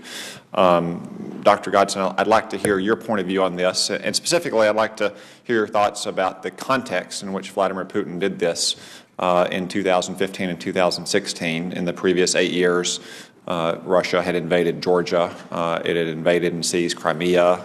Its rebels had been supported and backed in eastern Ukraine to occupy the Donbas. They'd been provided missiles that had shot a civilian aircraft out of the sky. Russia had repeatedly violated the INF Treaty. And the Obama administration had come into office proclaiming a reset, and then in 2012, Barack Obama mocked his opponent for claiming that Russia was our #1 foe and promised Dmitry Medvedev that more could be done after the election when he had more flexibility. Would that series of events have emboldened Vladimir Putin to think he might be able to get away with such a noisy intrusion into our political system?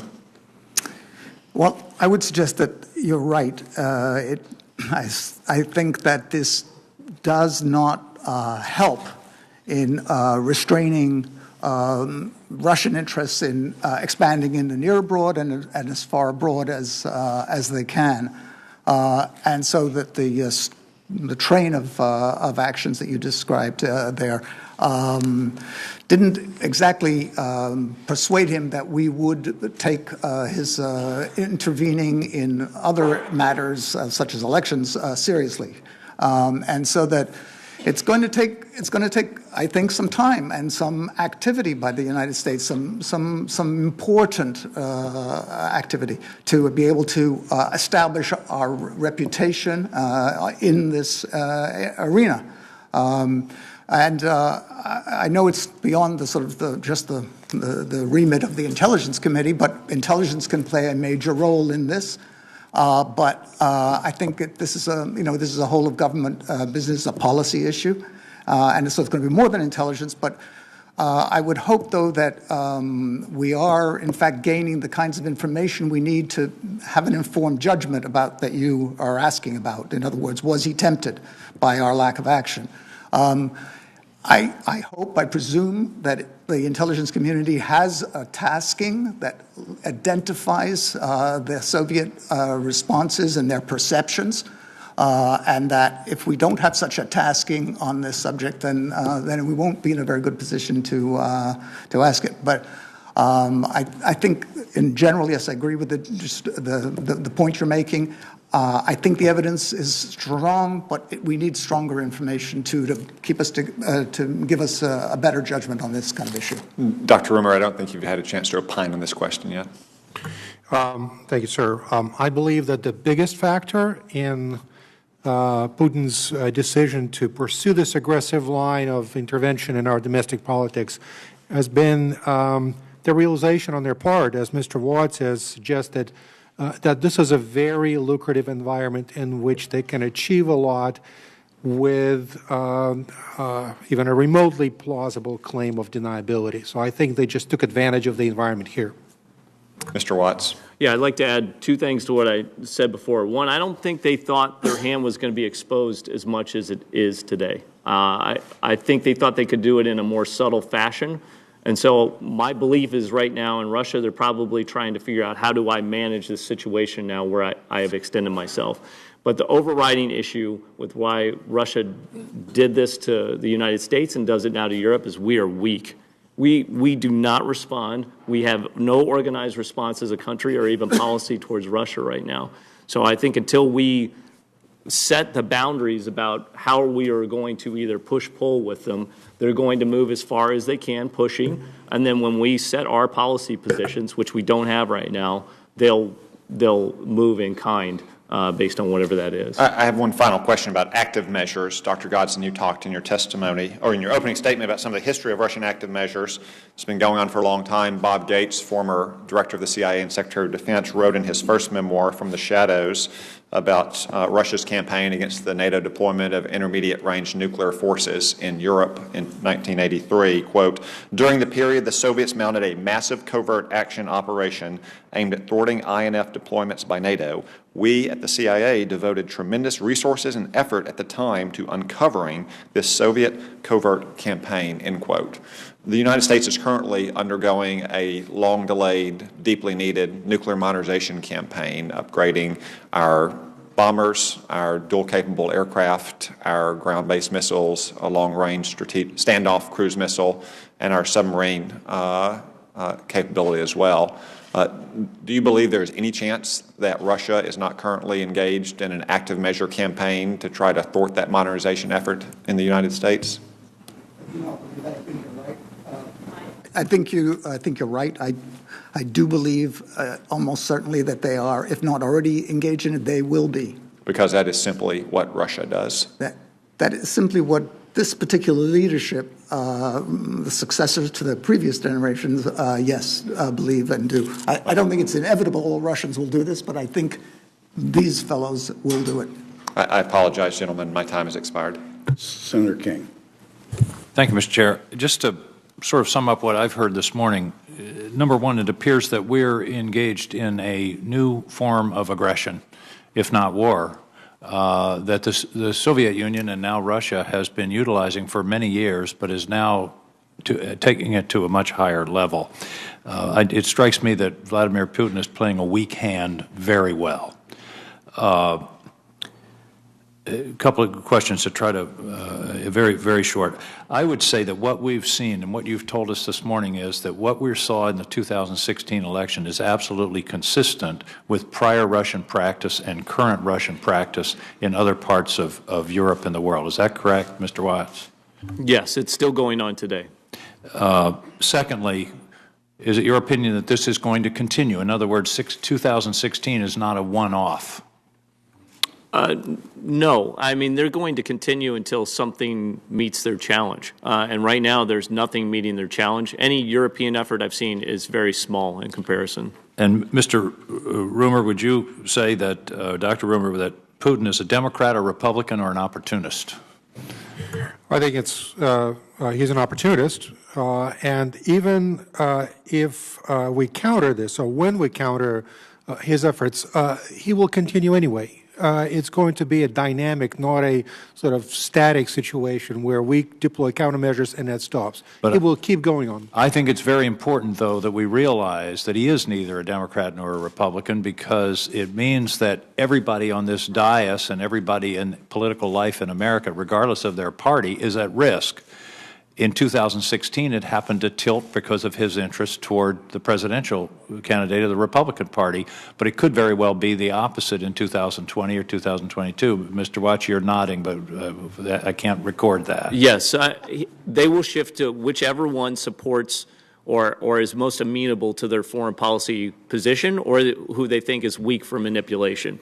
That they will go with whichever one it is. And one thing that was mentioned today somewhat briefly, but it came up in some of the questions, is not only did they hack the Democratic National Committee and misinformation and disinformation and all of that, but they also pushed and probed into our state election systems in a number of states.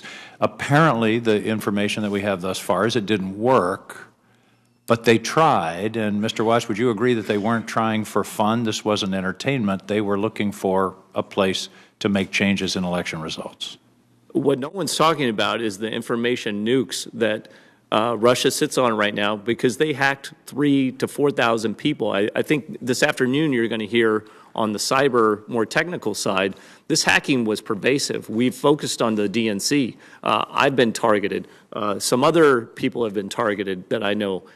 They have our information. So anytime anyone rises up that they choose against, whether it's Republican or Democrat, Congress or executive branch or a state official, they've got the ability to do the same thing they just did over the past year. And I want to touch on that in a minute, but I do want, do you believe that they will try again to compromise state-level election voting machines, registration rolls, They could. That's what they tried this time. I don't think it's about breaking into the election machines. The goal is to create the perception that the vote may not be authentic. And so that's why it's smart to target voter rolls, because just the act of hitting a voter roll doesn't change the votes. But then you can run an influence story that says there's voter fraud in the United States, that the election's rigged, that the count wasn't accurate, and you can gain traction with it. It's a pinprick perception that they're trying to create. You've mentioned several times, and I think the Russian term is kompromat, and I think it's interesting that they have a Russian term, which is compromising information.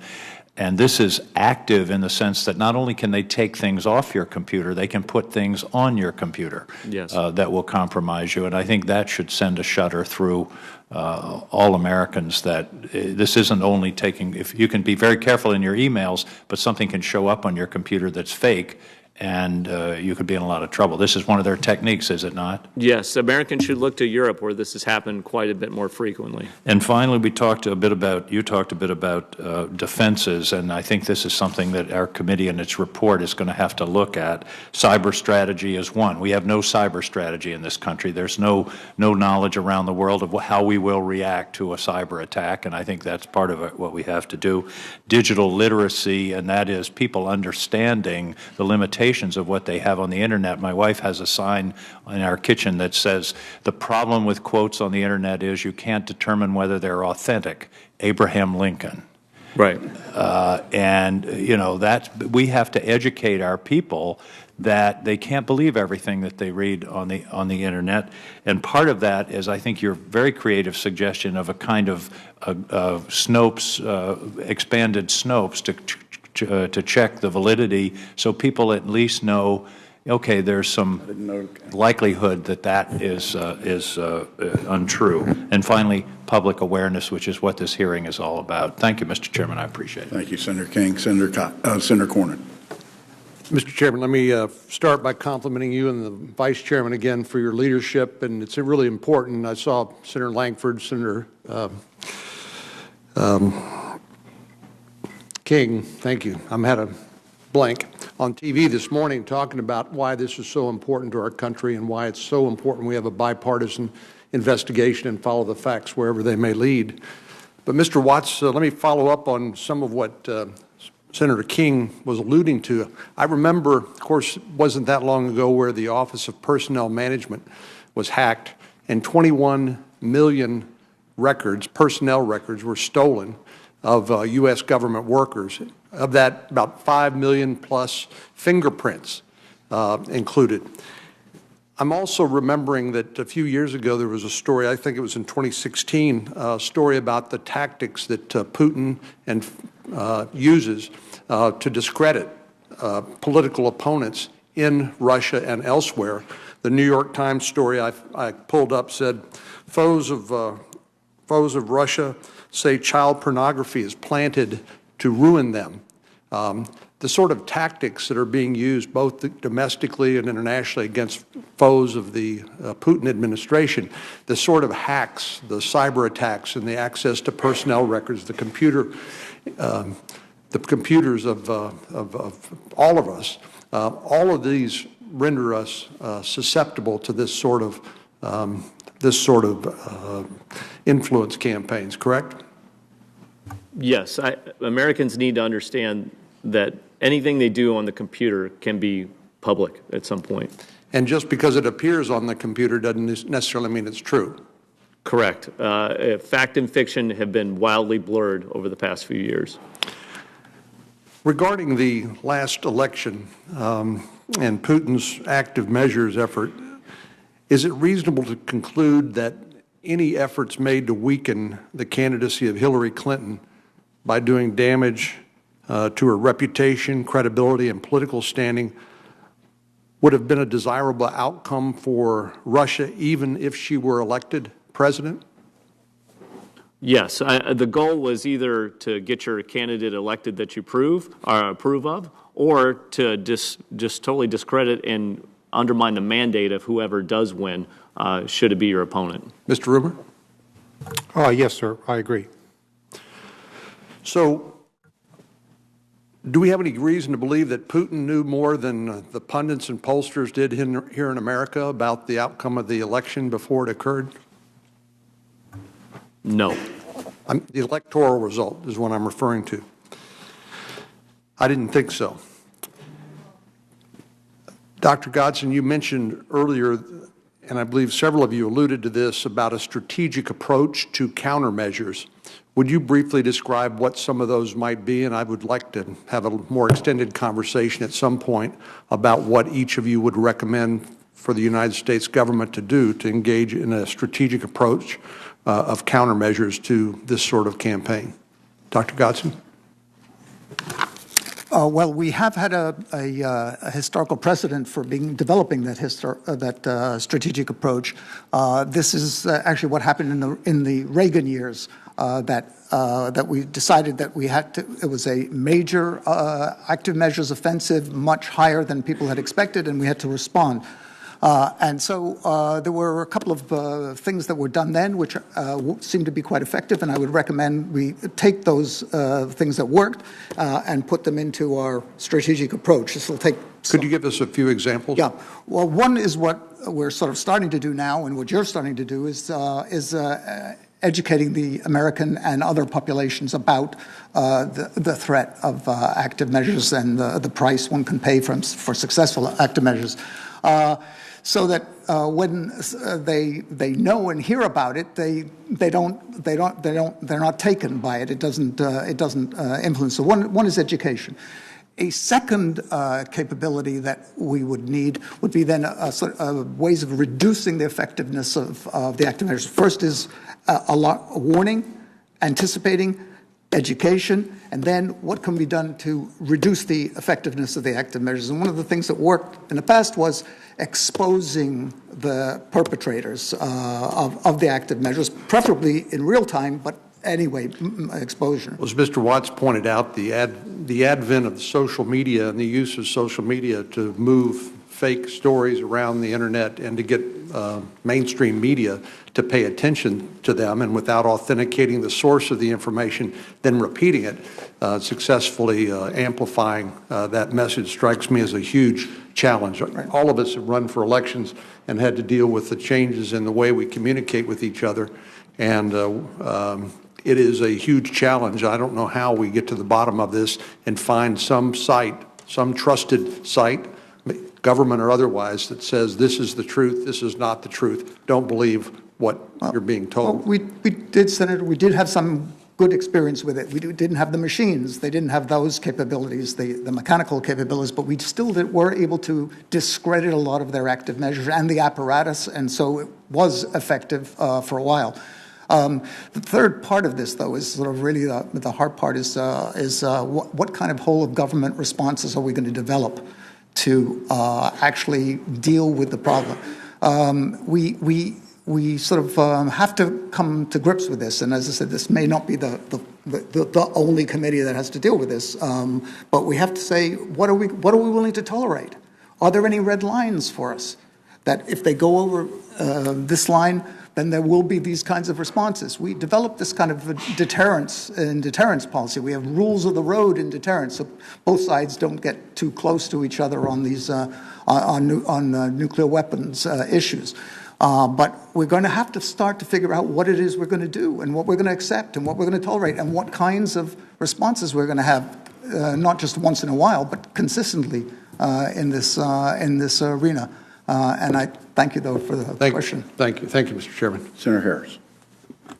Thank you, and I want to thank the Chairman and Vice Chairman for this open hearing. As this committee conducts its investigation into Russia's interference with our 2016 United States election, the American people need to fully understand the threat that we face and what we must do to protect ourselves in the future. And let's all be clear about what happened. We know, as has already been determined by the CIA, the FBI, and the NSA, a foreign country, Russia, attacked the heart of our democracy, an American election for the President of the United States. And they can and will do so again if we do not act urgently. We must get to the bottom of this. We must be thorough, we must proceed with urgency, and we must be transparent. That is vital to protect the public's trust in us and it's what the American people deserve. And I know we can do so while protecting classified sources and material.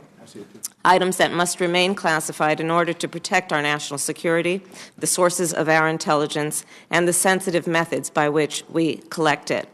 This hearing is a first step to understand Russia's interference, but it cannot end here. We must build on today's hearing with future open hearings as much as possible. And I strongly believe an informed public is one of our best weapons against future attacks. That being said, I have a question for all of you, and I'll start with Mr. Watts. Earlier this week, former President Vice President Cheney said Russia's interference in our election should be considered an act of war. Assuming this was an act of war, Russia is investing in cyber weapons and cyber soldiers, which we call trolls, while we continue to invest in conventional weapons. As we invest in fighter jets and aircraft carriers, Russia is investing in state-run media from which it can push out fake news. As we consider investing more than $600 billion in our defense budget, Russia has approximately 1/10 of that amount in their budget and is developing its cyber warfare capabilities. I strongly believe cyber may be the new frontier of war. And so my question for you is, was this an act of war?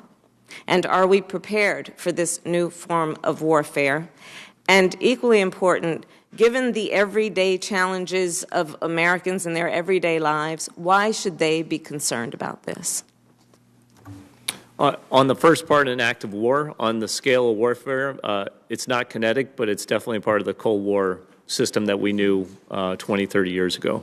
Americans should be concerned because right now, a foreign country, whether they realize it or not, is pitting them against their neighbor, other political parties, ramping up divisions based on things that aren't true. They're trying to break down the trust they have in you as a senator, the Congress, the legislature, the court system. They're trying to break down all faith in those institutions. And if they can do that, if Americans don't believe that their vote counts, they're not going to show up to participate in democracy. If they don't believe that what they're doing is part of a government system that actually represents them, they're not going to go to jury duty. If they don't believe in those institutions, everything breaks down. And when that breakdown occurs, we are focused internally, and Russia is focused externally, achieving their goals. In terms of investments, part of the reason we don't invest well in cyber and we don't invest in information is because we're not buying big pieces of equipment. If you can't buy a big piece of equipment, then it's really hard to invest your dollars. We need to invest in people. The reason Russians win in cyber and information space is they have great propagandists and they have the best hackers that are out there that they can either enlist because they're criminals and sort of bring under their umbrella or train themselves. We, on the other hand, worry a lot about who we're going to bring into the cyber field because they might have smoked weed one day, or they can't pass a security clearance, or they didn't get a score on their ASVAB. But there's millions, millions of talented Americans out there that can support these roles inside our government. We need to invest in humans moving forward in this space. And it's hard to get Americans to understand that, or even the Department of Defense, because you're talking about cyber and computers, and so you think of tech. But the truth is that tech only works if you've got the smartest brains behind it. We do, but we don't put them against our fight. Thank you. Dr. Rumor. I think we should be careful using terms such as an act of war. It's definitely a continuation of warfare by other means. But, when you declare something to be an act of war, it calls for certain responses that we may not be ready to take on. I do agree with Mr. Watts on the need to be much more creative and much more resourceful in the way we approach the question of, call it cyber warfare. I, again, would caution that, the Russians have a very different standard here in using their offensive tools than we use in using our cyber tools with great deal of responsibility. And I think we should be very careful not to cross certain lines. We should, however, be using tools that are available to us and platforms that are available to us, just from a somewhat different domain. I think that our own spokesman, our own information projected and delivered from our platforms should be the gold standard of accuracy and objectivity. So from that standpoint, let me just say that, we're not using, for example, the platform of the State Department effectively. The practice of not sustaining our regular briefings for the media, for the world, is something that only hurts our interests. Thank you. I agree with my colleagues, so I won't repeat the same conclusions they reached. I would, though, like to introduce the idea, though, that cyber is now important. Cyber wasn't considered so important 20 years ago, now considered important. But there are other technologies coming on board now.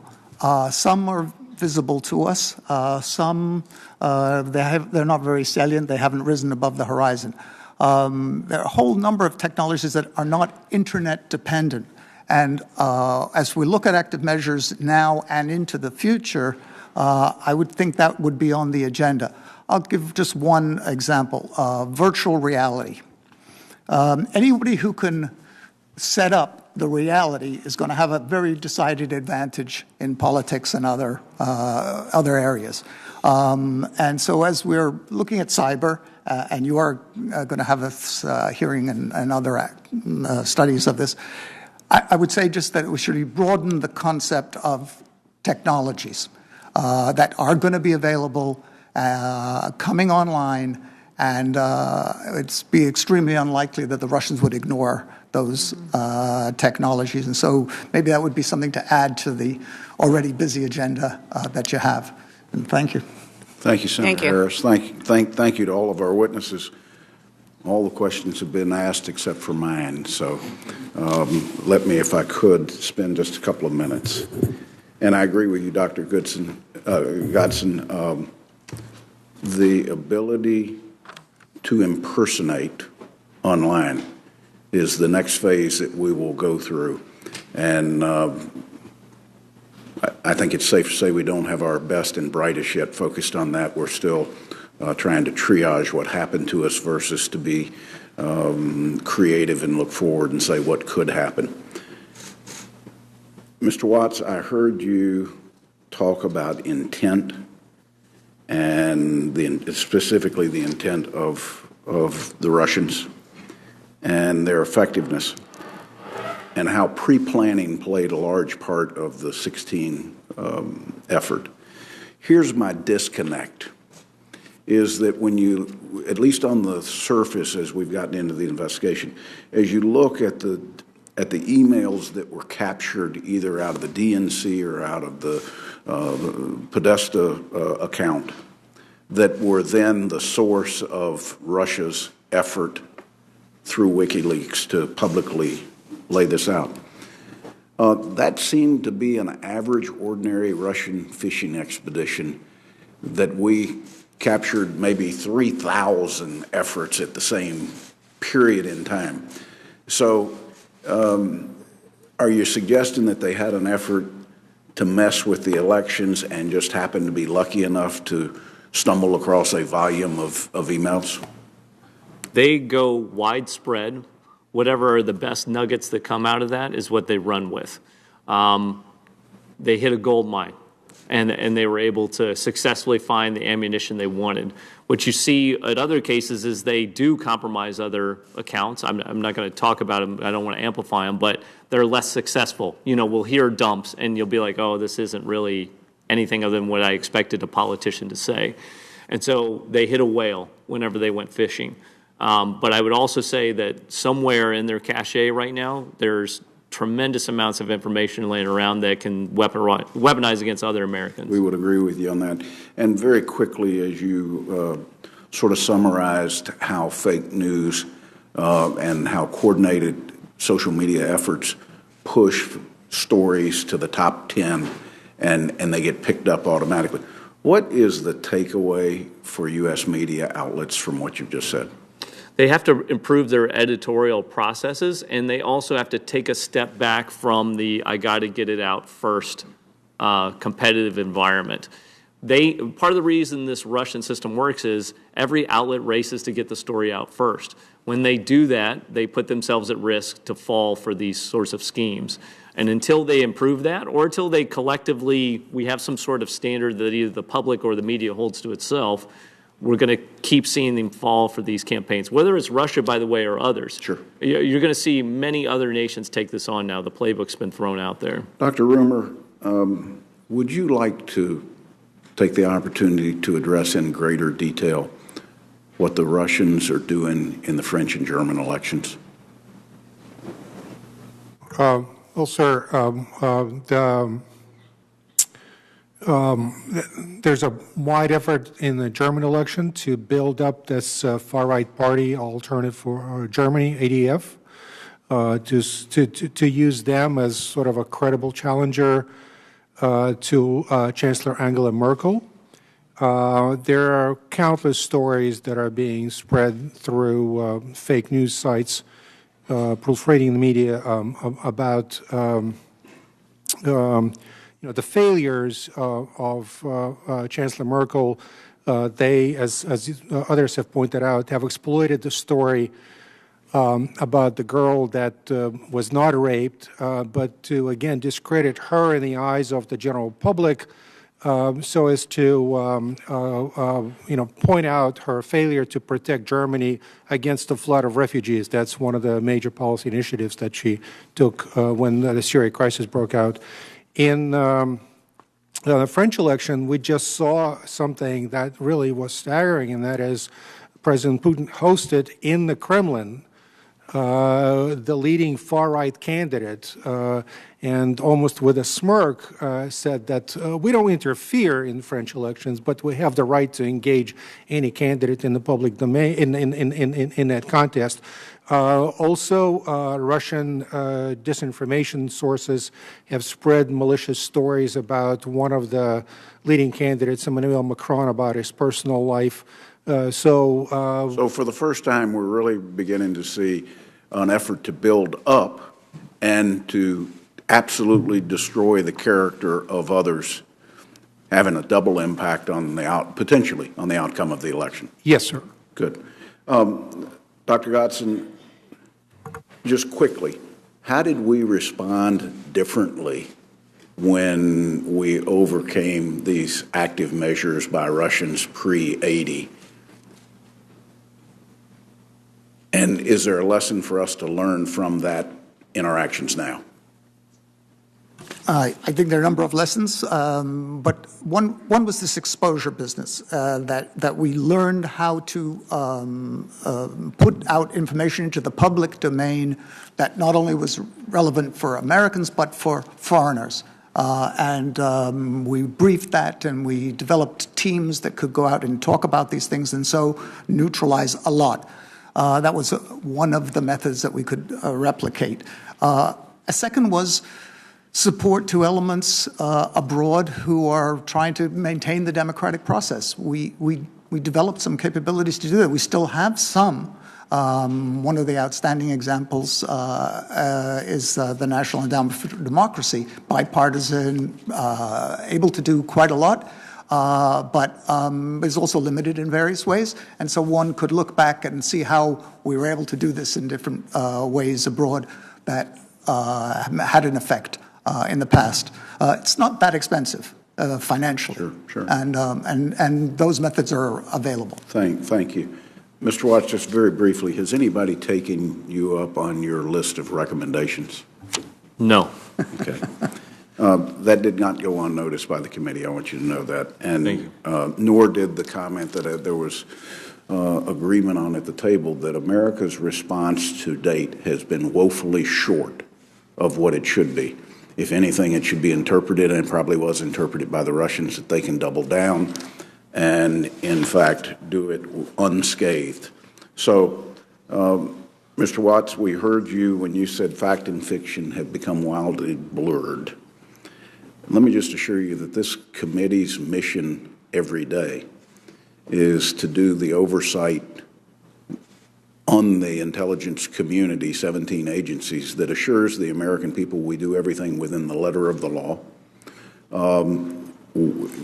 We first assure that to 85 other members of the Senate. So when it came time for a look inside what Russia active measures did and what our response was and how our intelligence community came to the assessments that they would, this fell right in our wheelhouse. This is what our professional staff does on a daily basis. This is a little more granular than what we do.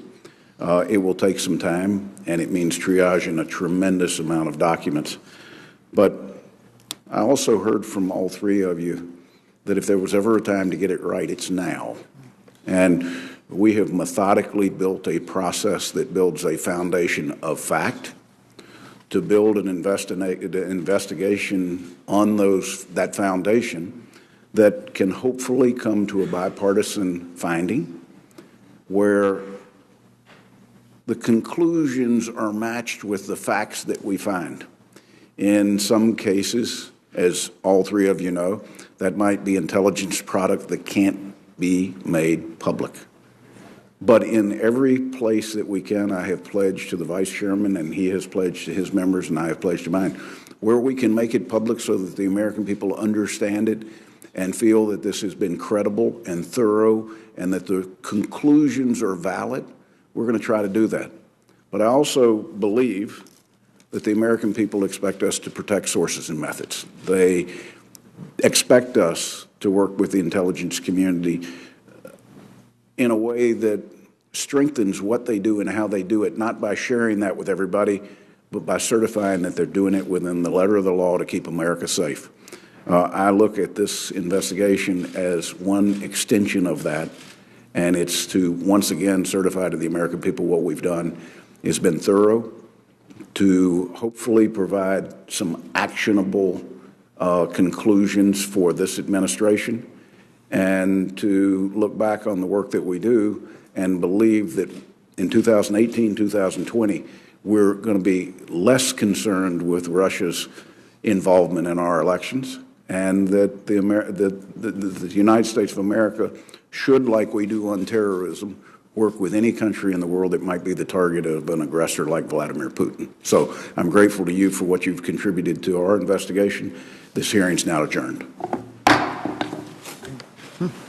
Pretty good. What's that? Almost two.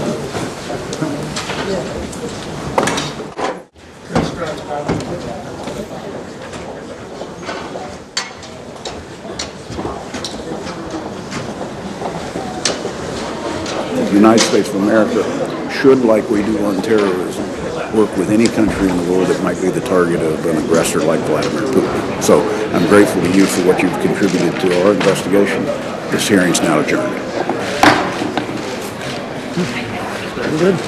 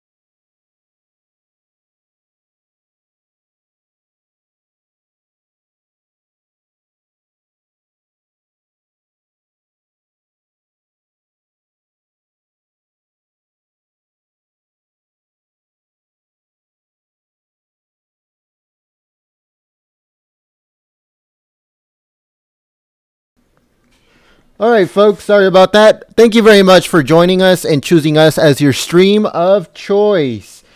Please make sure to click that subscribe button and that notification bell. We are actually streaming Sean Spicer as we speak. So please check out our channel. Sean Spicer should be on there. And we hope to see you guys on the chat.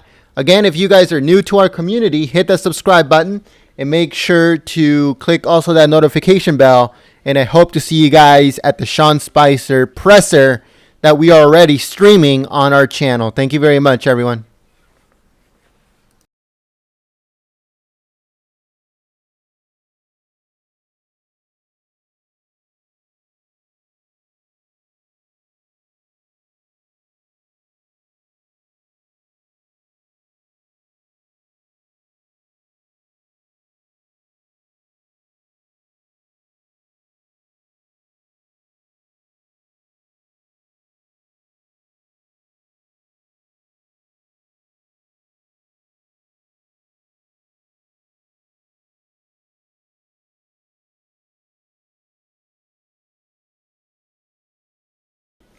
Again, the Sean Spicer presser is already streaming on our channel.